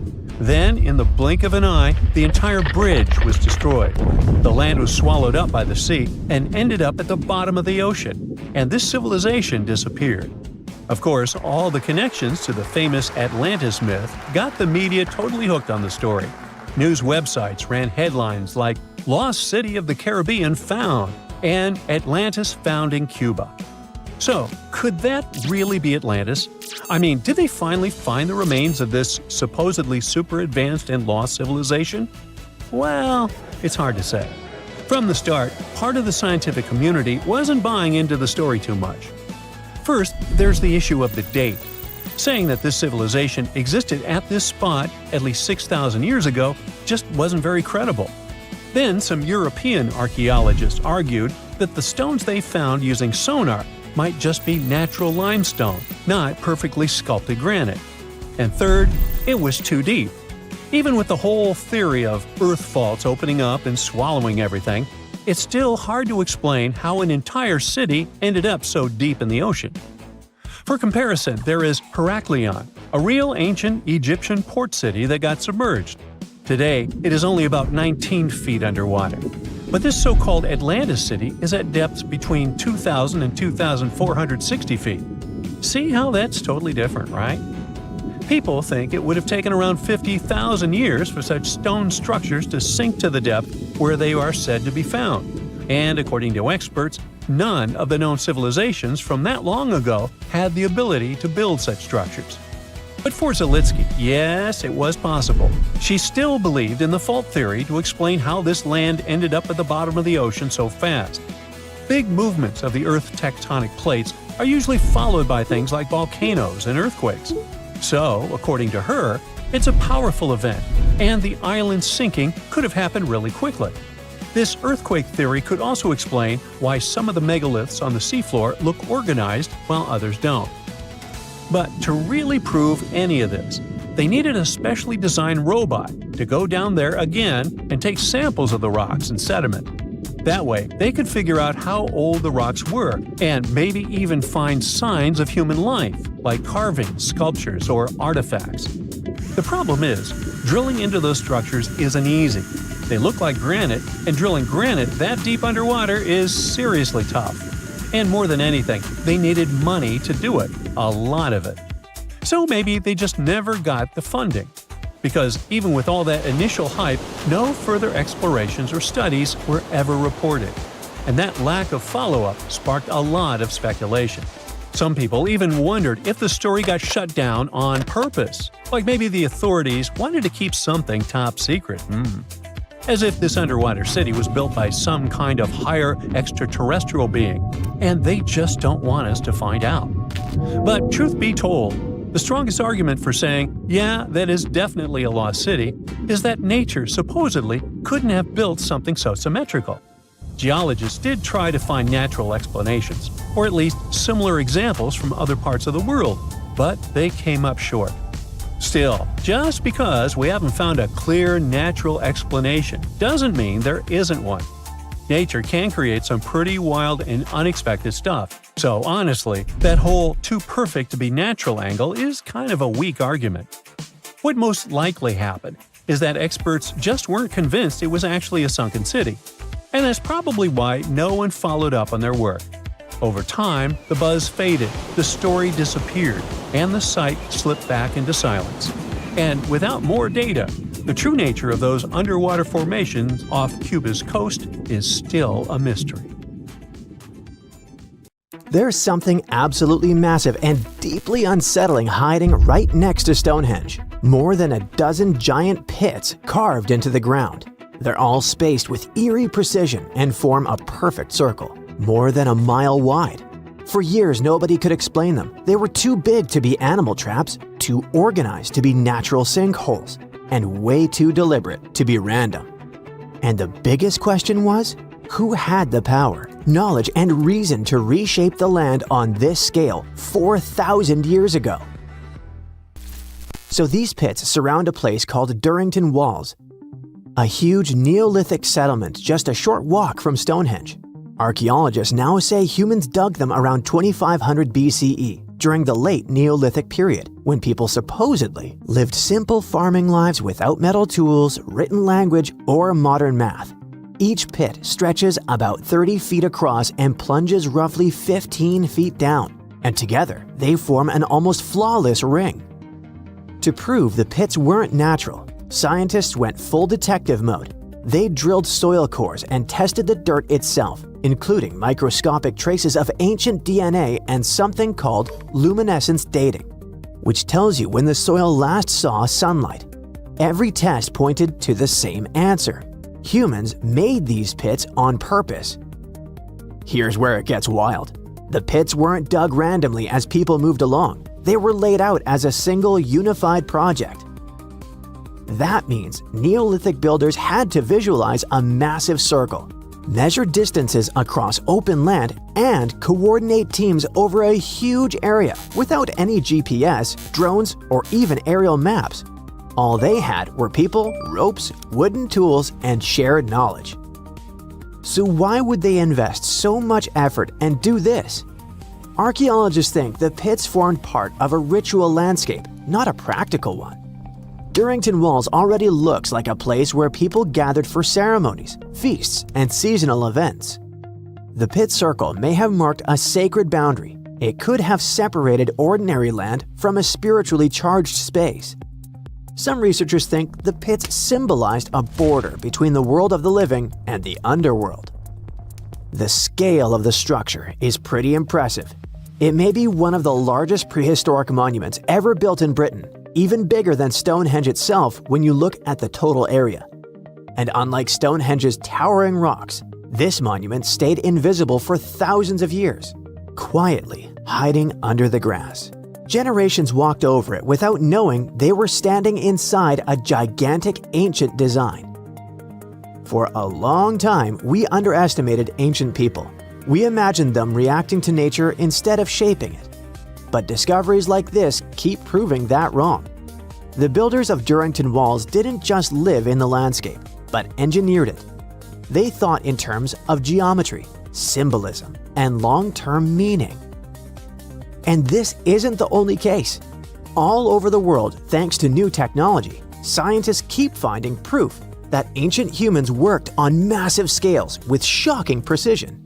In the Amazon rainforest, researchers found traces of 2,500-year-old cities hiding beneath the jungle canopy. Scientists spent more than 20 years exploring the area on foot before technology finally cracked the case. The LiDAR technology, which is like X-ray vision that surveys a landscape using lasers to digitally peel away the jungle, scanned a massive area of over 100 square miles.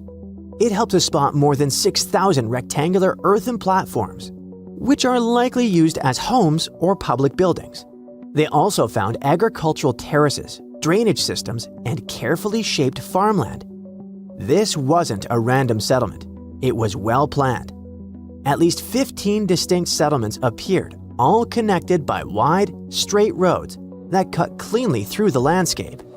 These roads didn't follow rivers or slopes as you'd expect. They crossed each other at perfect right angles, forming a grid. The researchers believe people from the Quillamope and Upanu cultures lived there between about 500 BCE and 300 to 600 CE. They farmed corn and sweet potatoes, reshaped the land, and built a system that lasted for centuries. Discoveries like this prove something huge. Far more people lived in the Amazon than scientists ever thought. Tens of thousands, maybe even hundreds of thousands. And they didn't just survive there. They engineered the landscape. Just like at Durrington Walls, the real story hid in plain sight until technology caught up. Then there's Peru, with one of archaeology's biggest headaches, the Nazca Lines. These gigantic designs of animals, plants, and geometric shapes stretch across the earth like an ancient message, so huge that only birds or satellites can see them properly. For decades, people have tried to figure out why the Nazca people made them, how they did it, and what those massive patterns mean. And until recently, the mystery stayed stubbornly unsolved. Walking the desert or flying over it, archaeologists would spot lines and figures and wonder if anything was missing. But the ones already known were just the tip of the iceberg. Traditional fieldwork, with people on the ground slowly mapping things out by hand, took forever. And even then, dozens of smaller designs were just too faint for the unassisted eye. So, instead of scanning the desert on foot, researchers taught artificial intelligence how to see patterns in aerial and drone imagery. They fed terabytes of pictures into trained models, and AI began flagging shapes, curves, and ancient outlines that had been hiding for centuries. In just about 6 months, it identified 303 previously unknown geoglyphs in the Nazca Desert. It almost doubled the number of figures we knew before and showed entire classes of designs. Some of these new shapes are tiny, just a few feet across, but they sit next to giant ones like the hummingbird or monkey. Thanks to all the new finds, scientists can finally start testing theories they had about the purpose of the lines. It looks like the lines weren't just decorations. Many may have been walkways or routes used for ceremonial movement. In case you're worried, AI isn't replacing archaeologists. They still check every promising lead on the ground and interpret everything the machines find. Back in Britain, the pit circle also connects to an even older structure, an early Neolithic site called Robin Hood's Ball. Because it stood so far from the famous stones, it felt like a side character. But it turns out Robin Hood's Ball is from around 3600 BCE, which makes it about 500 years older than Stonehenge itself. It's what archaeologists call a causewayed enclosure, which sounds fancy but really means a big circular earthwork made of ditches and banks. Instead of one clean trench, the ditches are broken into short segments with little gaps in between. And instead of keeping people out, it probably brought them together. Archaeologists think these enclosures worked as gathering places, spots for meetings, feasts, rituals, and social bonding among the first farming communities. Then came the twist no one expected. While preparing land at Lark Hill, a hillside northeast of Stonehenge, for new military housing, archaeologists found signs of another causewayed enclosure. This discovery flipped the map upside down. The landscape wasn't growing outward from Stonehenge, it was already alive long before the stones ever went up. As researchers dug deeper, they found hundreds of flint tools, beautifully made leaf-shaped arrowheads, chunks of human skull, and pieces of antler, likely used as digging tools. Then came the pottery. Different styles showed up in different places, some from the enclosure ditches, others from nearby pits. That matters because pottery styles often act like cultural fingerprints. The mix suggests something big. Different groups of people were visiting the same place and brought their own traditions, tools, and objects with them. All of this changes how we see Stonehenge. The stones didn't appear out of nowhere. They rose in a landscape already loaded with meaning, memory, and movement. Every new discovery, like the ones near Stonehenge, in the Amazon jungle and Peru, forces archaeologists to rewrite textbooks and the whole world to rethink the idea of progress. It turns out that ancient people made up for the absence of steel and electricity with observation, creativity, and shared meaning. Darkness comes right at noon. What is it? The end of the world? Are you getting blind? Is some kind of giant asteroid moving toward Earth? Oh, don't worry. It's just an eclipse, a cosmic event on a planetary scale that isn't scary at all. It's a moment when the moon passes in front of the sun and the planet plunges into darkness for a short time. When this happens, we're not surprised, as scientists usually report on an eclipse several months in advance. With the help of astronomical calculations and mathematical models, they predict the positions of the sun and moon for many, many years ahead. But what happened to people in the past? 100? 500? 1,000 years ago? A farmer goes to work in the field and suddenly the whole area is plunged into darkness. He knows it's morning, but what's happening? Or sailors who travel the seas and oceans and suddenly notice that the horizon and the sky are getting too dark, as if someone had switched off the light. Imagine the primal horror they felt. But in reality, people didn't panic. Even before the invention of computers, giant telescopes, and satellites, people could predict the time of an eclipse in advance. How did they do it? People in the past were much smarter than some of us think. Let's see how they performed astronomical calculations using the example of the Maya civilization and their famous eclipse calendar. So in case you didn't know, the Maya are an indigenous people of Mesoamerica who lived in southern Mexico, northern Belize, and Guatemala. By the way, the word lived is not very fitting. These people are still alive. At the beginning of the 21st century, more than 5 million people spoke 30 Maya languages. Before the Spanish conquest, this civilization was one of the most advanced and complex in the world. The first Maya people appeared here as early as 1500 BCE. By 200 CE, the Maya had already built entire cities with pyramids, courtyards, temples, and infrastructure. The Maya were known for their calendars and astronomical predictions. Many of you have probably heard of the Mayan calendar, whose chronology ended in 2012, so a lot of people thought the apocalypse would start that year. Fortunately, nothing happened. Another Maya invention was the eclipse calendar, which helped these people predict eclipses. For a long time, scientists couldn't figure out how this calendar worked, but now they finally have the answer. It all began with the Dresden Codex, a book from the 11th or 12th century. It has 78 pages made of bark paper and contains knowledge about astronomy, astrology, the seasons, and medicine. It was one of the few books that remained intact after the Spanish conquest of Maya territory. The dates of eclipses used to be very important to people. But why? Did they want to take a day off on that day and have parties? Something like that. Only those parties were scary, dark, ancient rituals. And there was definitely nothing funny about them. The Maya assumed that the moment when the light of the sun was obscured by the moon was some kind of sign from the mythological creatures they worshipped. It was dark in the middle of the day, and the Maya used this time for their sinister rituals. They hoped these actions would please the deities, bringing good harvests, protection from enemies, renewal of nature, or other blessings. We won't go into details. The only important thing is that the Maya wanted to know the dates of the eclipses to prepare for the rituals in advance. For this purpose, they created the eclipse calendar. One of the tables in the Dresden Codex shows 405 lunar months. One such month equals one full orbit of the moon around the Earth, which is about 29 days. The Maya priests used these calculations to predict eclipses for about 700 years ahead. With the help of this calendar, they knew the day of the eclipse. However, modern scientists could not understand how the Maya used this thing. But recently, they found the answer.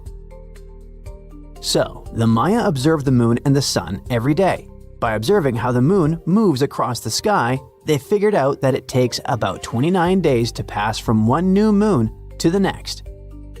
Then, the Maya noticed that sometimes the moon blocked the sun, and those eclipses didn't occur at random, but in certain cycles. They created a large calendar with numbered lunar months, 1 month, 2 months, 3 months, and so on up to 405 months. During some months, the moon completely blocked the sun, and during others, only partially. The Maya noted exactly which days these eclipses happened. They recorded the moon's position for 405 months. With these notes, they could predict where the moon would be for the next 405 months, and then the next, repeating for hundreds of years. In simple words, they started the calendar anew after passing this deadline. At least, that's what modern scientists thought, but it was a mistake. The moon doesn't orbit the Earth in exactly the same time every month. Some months it takes a little longer, some months a little shorter, just a few hours more or less than the last orbit. Of course, such changes in the schedule were insignificant, but there were many of them, and this made the calendar incorrect. Imagine that you're only a minute late for a meeting with your friends. It's okay. But if you've been running late for 3 months, then you've already got about a 90-minute delay. On the Mayan calendar, which showed 405 months, there were many more of those extra hours. If the Maya always used the last number from one table to start the next one, their eclipse predictions would slowly become wrong. The mistakes would grow bigger each time they reset the table. Instead, the Maya probably began a new table at the 358th month of the old one. In this case, their predictions for when the sun and moon line up would only be about 2 hours and 20 minutes too early, which is very accurate for that time. If we compare the ancient table with what we know today about eclipse cycles, we'll find that this method would let the Maya correctly predict every solar eclipse seen in their lands between 350 and 1150 CE. These small corrections kept the table working well for a very long time.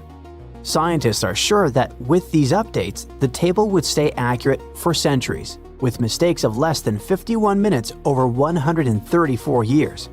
This shows how advanced Maya math was. It also reveals how deeply the Maya connected their lives and beliefs to the movements of the sun, moon, and stars. We do a similar thing when we have a leap year. February usually has 28 days, but every 4 years it gets an extra day, making 29.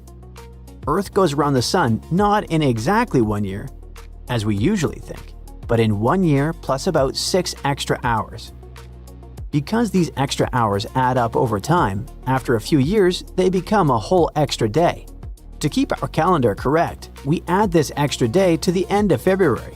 This day is called Leap Day. This leads to small time errors, so we consider them in a leap year. The Maya did about the same thing with the eclipse calendar. But how did they choose the reference points for their astronomical calculations? We don't know. They did it without computers, telescopes, or other modern technology. They were just very good at observing nature. By the way, a similar system of cycles made people believe that the end of the world would happen in 2012.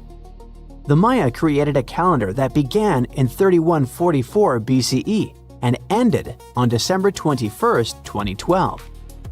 The Maya saw this as the date of ending the old cycle and starting a new one.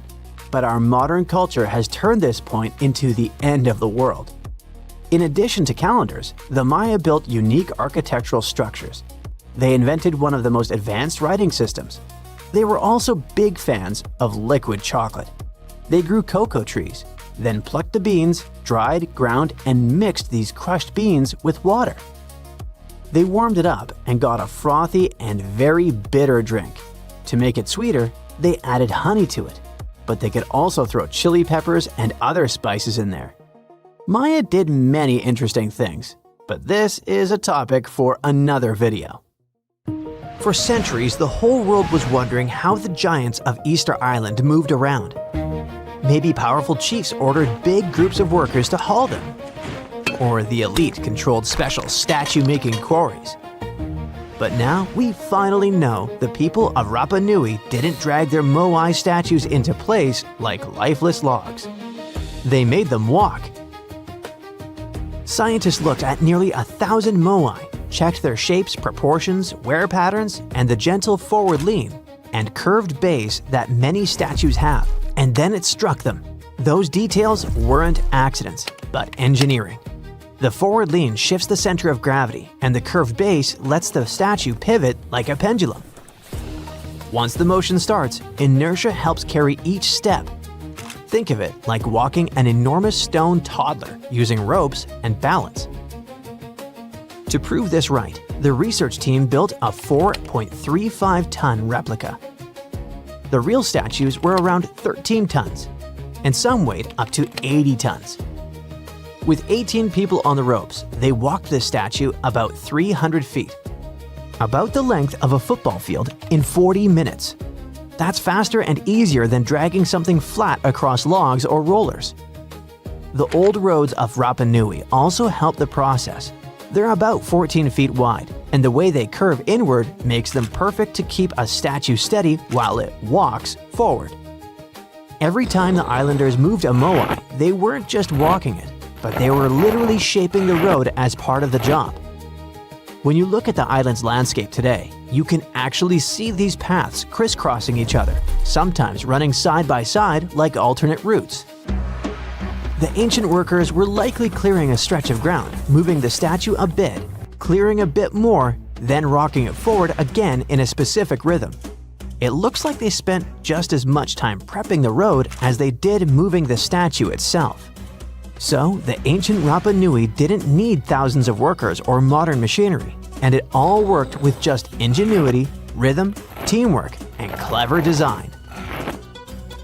Their transportation wasn't the only moai mystery. People knew the statues were meant to honor important chiefs, but no one could explain why the ancient islanders picked those exact spots for them. Most of the moai sit right along the coastline, almost like they're guarding the island. So a team of scientists took a closer look at those locations, and the answer turned out to be all about water. Easter Island's volcanic soil is super porous, which means it soaks up rainfall quickly. Because of that, there weren't enough rivers or streams, and the island ended up with very limited fresh water. Hundreds of years ago, the people survived thanks to groundwater discharge.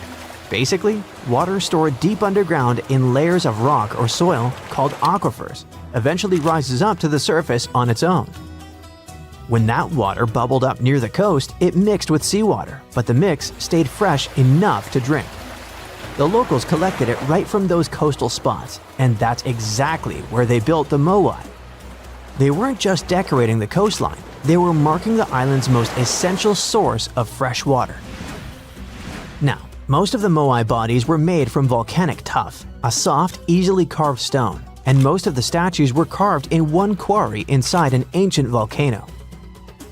In October 2023, a wildfire tore through the quarry, and everyone who cares about Rapa Nui got really concerned about whether the site would survive future disasters. So when a team of scientists arrived in January the following year, a local community group asked if they could document the quarry, just in case another fire damaged it for good. The geographers jumped at the chance and launched about 30 drone flights over the quarry. Flight after flight, they collected an incredible 22,000 photos. After that, they spent months running those images through computer software that stitched every piece together into a single, hyper-detailed 3D model. Now anyone in the world can explore Ranu Raraku, one of Easter Island's most important quarries, without even setting foot on the island.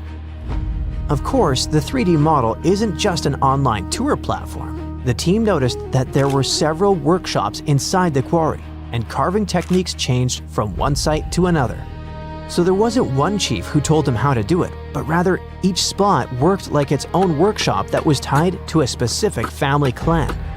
This could also be another proof that the moai could move with far fewer people than anyone once believed, probably around 20 to 50. That's roughly the size of an extended family or small lineage group on Easter Island. Most statues were carved while lying on their backs from the top down.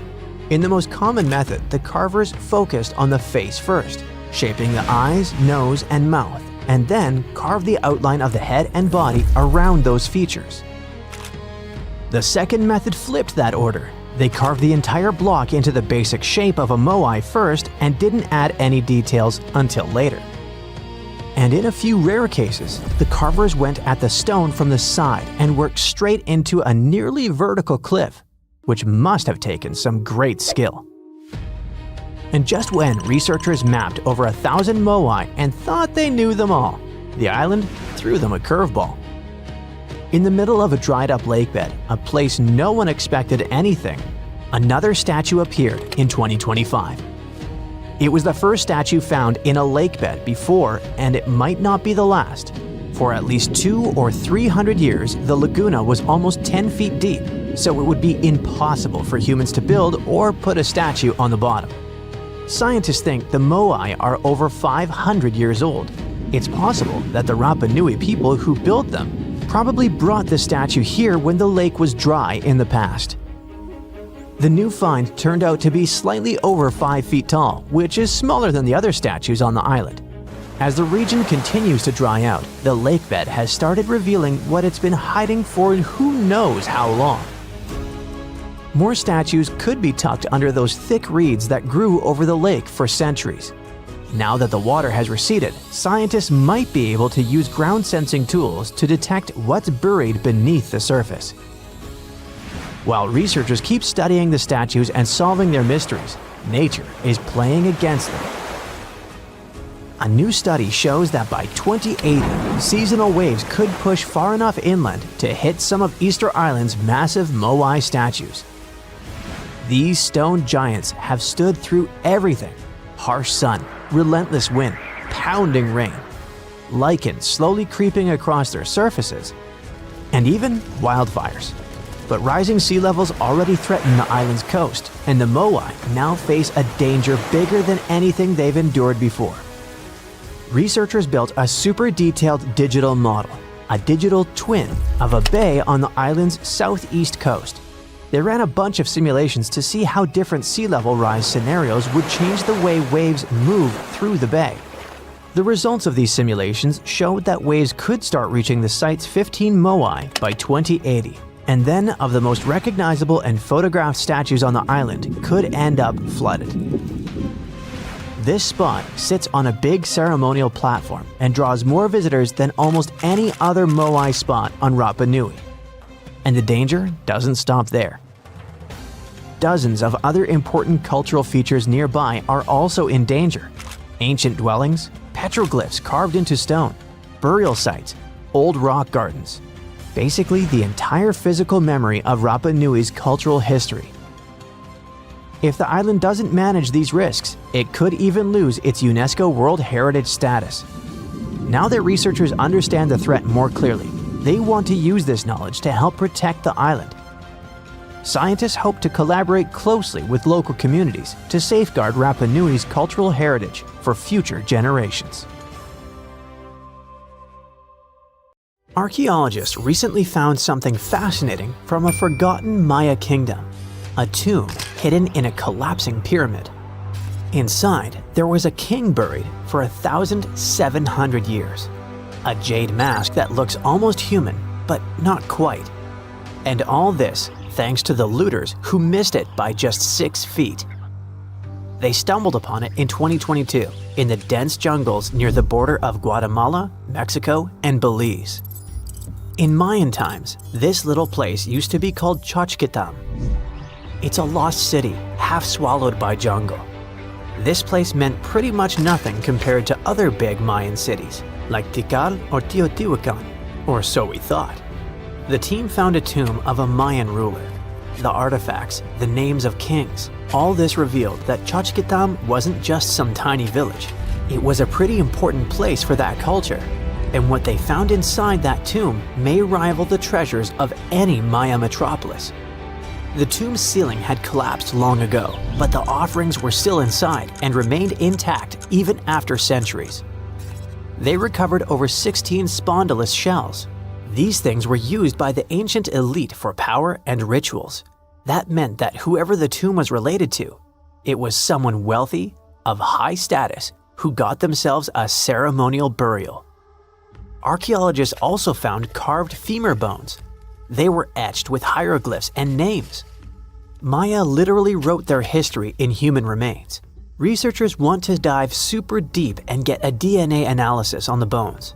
Maybe that will help uncover familial ties, origins, or health problems these people might have faced. And most important of all, the mosaic jade mask. It was pieced together from luminous green tiles into an expression that feels almost human, almost alive. A lot of people were joking that it's just like Jim Carrey's mask in the famous movie. But it wasn't a magical artifact. That was the face of a forgotten Maya king, staring out at us after 1,700 years of silence. His name was etched into the femur bones, Itzam Kokaj Balam. Historians think this might be the ruler who reigned around 350 BCE. Unfortunately, this period is super underdocumented. We barely know anything about those times, but it looks like he was pretty important to the locals. One of the bones even showed a carved figure holding a deity's severed head. The deity's head looks exactly like the jade mask. Perhaps this was supposed to be the king himself, defeating some mythological villain. Other inscriptions mention the king's father and grandfather. That links Xochitlam to the mighty Maya capitals we mentioned, Tikal and Teotihuacan. Tikal was once the beating heart of the Maya world. It was a fascinating megapolis. A city rose from the Guatemalan lowlands with towering step pyramids that scraped the sky. That place was home to tens of thousands of people. It was also a hub of art, astronomy, and culture. The rulers were worshipped almost as living deities. Their deeds were carved into stelae that still stand amid the howler monkeys. Teotihuacan was located even further north. Now that was a mystery of another kind. It wasn't really Mayan, but rather Central Mexican. But still, that was a true metropolis, one of the largest cities in the world during its time. It was most famous for its Avenue of the Dead and colossal structures like the Pyramid of the Sun. It was a rich cultural center that had a worldwide influence. For centuries, both Tikal and Teotihuacan seemed to have completely different cultures. Tikal was a flourishing city-state where people loved reading, astronomy, and beautiful architecture. Teotihuacan was a titanic militaristic superpower. Two big centers of Mexico, separated by 600 miles of jungle and mountains. Compared to these imperial capitals, Xochitlam was a whisper. But it looked like this Itzam guy from the tomb wasn't just a ruler of a random village. He seemed to have political ties in ancient Mesoamerica. The craziest part is that we almost lost this piece of history, all because of the looters. At some point in the past, grave robbers had tunneled dangerously close. They stopped digging just 6.5 feet away from the tomb. That's just like in that meme with the diamonds. Sometimes you stop digging right before you hit it big. But in our case, thank heavens they didn't get there first. That's how close we came to losing a piece of history. In an almost poetic irony, it was the looters' tunnels themselves that led Estrada Belli's team to the site. Archaeologists have been looking around and using the so-called LiDAR technology. That's basically laser beams shot from high above, which help them map the spot. It's like taking X-rays of the jungle floor. And that's when they found the little signs of intrusion. They quickly realized that if someone was digging here, they were probably looking for something important.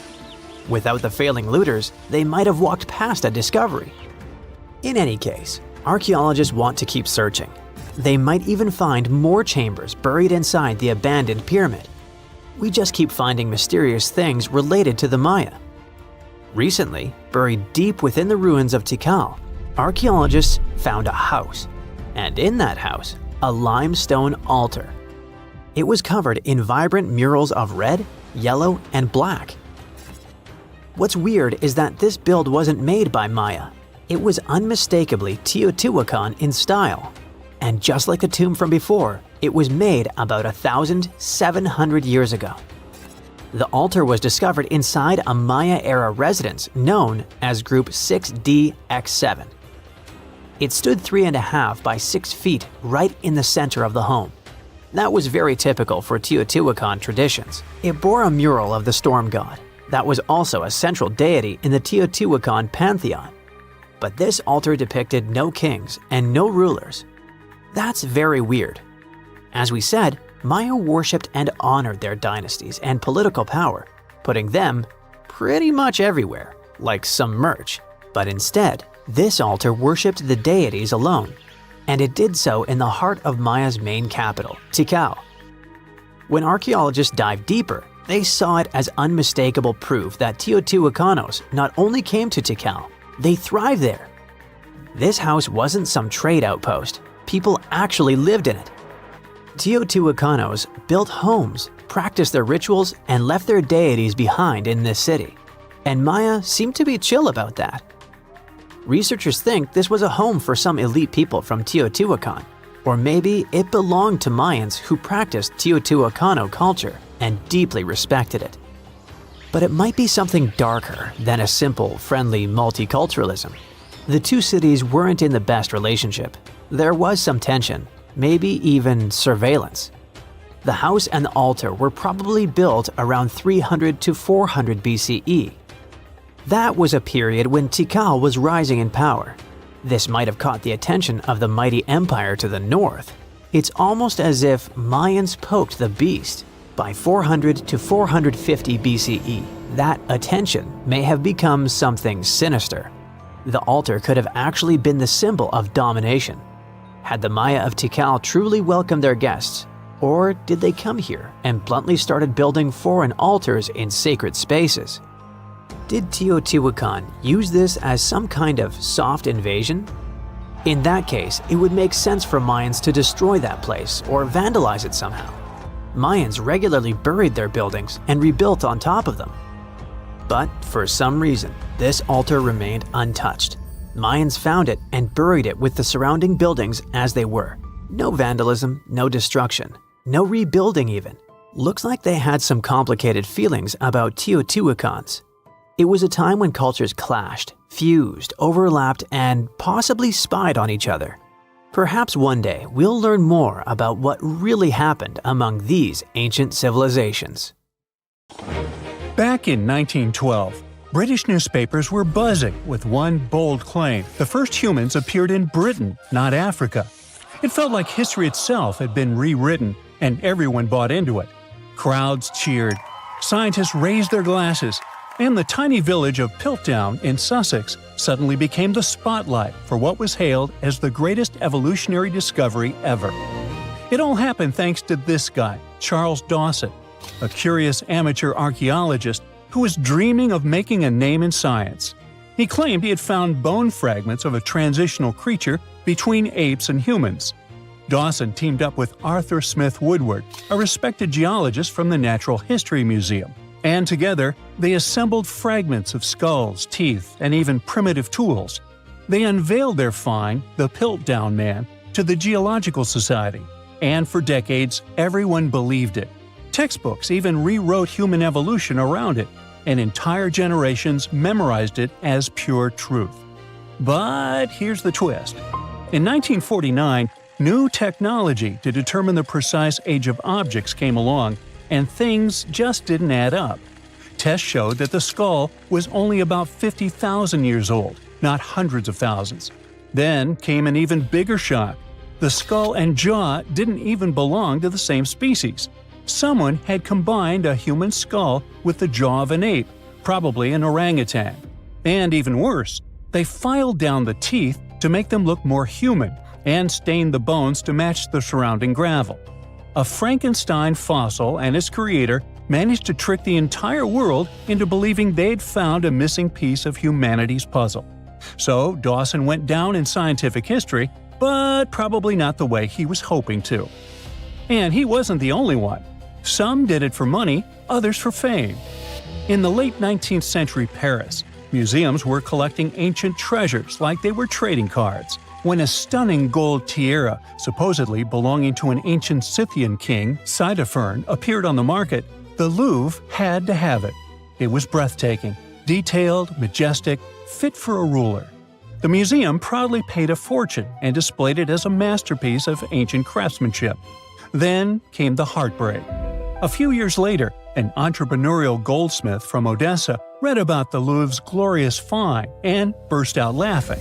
He recognized the tiara because he made it with his own hands. It was a modern piece, a commission he created for local dealers, except they never told him they planned to pass it off as an ancient treasure. The Louvre was humiliated. Once again, the whole world believed in a beautiful lie, and the goldsmith who had just made the museum look ridiculous ended up famous in the world of art. The tiara still holds the Guinness World Record for the greatest goldsmith fraud of all time. Another story of a well-planned scientific hoax takes us to a quiet town of Cardiff, New York, a couple of decades before the Louvre incident. In 1869, workers digging a well struck something hard and enormous. They uncovered what looked like a petrified 10-foot-tall man lying in the earth. Crowds poured in from miles around to see it. Preachers called it proof of the biblical giants mentioned in Genesis. Scientists debated whether it was fossilized or divine. Within days, the Cardiff giant became a sensation. People paid good money to see it, 50 cents a ticket, which was a lot back then. Later, it turned out that a man named George Hull carved the mysterious giant from gypsum after an argument with a Methodist reverend. Hull just wanted to prove how easily you can fool people, especially religious believers, unlike himself. So he buried the fake giant, and it worked too well. Even after experts exposed the hoax, visitors didn't care. They kept coming because they wanted to believe. Over time, the giant changed ownership several times. You can now see it at the Fenimore Farm and Country Village Museum in Cooperstown, New York. Well, speaking of museums, you might have seen crystal skulls that glow under light, presented as sacred artifacts from Mesoamerican temples. Yes, that skull from an Indiana Jones movie with ancient Aztec powers or even extraterrestrial energy. So, museums displayed such skulls proudly until scientists at the British Museum and the Smithsonian decided to give them a closer look, and what they found shattered the myth. They found that the skulls were made with modern rotary tools and abrasives that ancient carvers didn't have. In other words, someone in the 1800s or 1900s made them using modern machinery and fooled the world. They weren't messages from deities or some advanced creatures from space, just very fancy paperweights that tricked so many people into believing in some ancient superpowers. Well, let's jump several decades closer to the present day, shall we? In the 1960s, Yale University revealed what looked like a discovery that could rewrite world history: a 15th century map showing North America labeled Vinland. It meant Vikings had mapped America long before Columbus. The headlines were sensational. The idea was romantic. Explorers crossing icy seas century before Europe even knew America existed. But something just didn't add up. The parchment was generally medieval, but the ink wasn't. Decades of testing revealed it contained titanium dioxide, a pigment invented in the 20th century. In 2021, Yale confirmed it. The Vinland map was a modern forgery, drawn over old parchment to make it look ancient. It wasn't proof of Viking genius, but rather of human cleverness on one side and the tendency to be easily persuaded on the other. And when we speak of persuasion, you don't have to try too hard when a really trustworthy source like National Geographic shares something, right? Well, in 1999, it presented what it thought was the ultimate discovery: a fossil that bridged the gap between dinosaurs and birds. It was called Archaeoraptor, and it was going to change everything we knew about evolution. The fossil came from China, and on first glance, it was perfect. A dinosaur tail, bird-like wings, and bones that seemed to tell the story of flight's evolution. But soon, paleontologists started whispering. The bones didn't quite line up. CT scans revealed the ugly truth. It was literally glued together from parts of different species. A dinosaur tail from one fossil, a bird body from another. Someone had Frankenstein the fossils to make a more valuable specimen. The embarrassment hit hard, especially for National Geographic, which had built an entire story around a fake the world liked to believe. Now, if you think scientific hoaxes are all in the past because of all the 20th century high-tech, here's a surprise for you. In 2020, the Museum of the Bible in Washington, D.C. made a stunning confession. All 16 fragments of its prized Dead Sea Scroll collection were modern forgeries. They'd spent millions acquiring what they thought were sacred 2,000-year-old texts, only to learn they were made of ancient leather painted with modern ink. The forgery was so advanced that even experts were fooled at first. But after detailed forensic tests, it became clear the holy relics were anything but holy. It wasn't just about money, it was about faith. Thousands of visitors had stood in front of those glass cases, feeling awe, reverence, and connection, only to learn it was a show built on lies. And finally, it's time for one of the eeriest hoaxes of all. In 2000, a mummy surfaced in Pakistan, claiming to be a 26-year-old Persian princess, the daughter of Xerxes. They found her in a gilded sarcophagus, wrapped in golden robes. Her face was eerily well preserved. Archaeologists were stunned, but something about her looked wrong. CT scans, linguistic analysis, and radiocarbon dating revealed the horrifying truth. The mummy wasn't ancient at all. She was a modern woman, and someone likely took her life and then mummified her to sell as a fake relic. Well, yikes. The story went from exciting to tragic overnight and broke many hearts. What was supposed to be a royal miracle turned out to be a human crime and yet another lie. All these stories have one thing in common: hope. People want to believe. They want to touch the past, to find proof that connects them to something bigger. Whether it's scientists looking for the missing link, museums wanting fame, or believers searching for signs of faith, we all crave wonder. History is full of tricksters,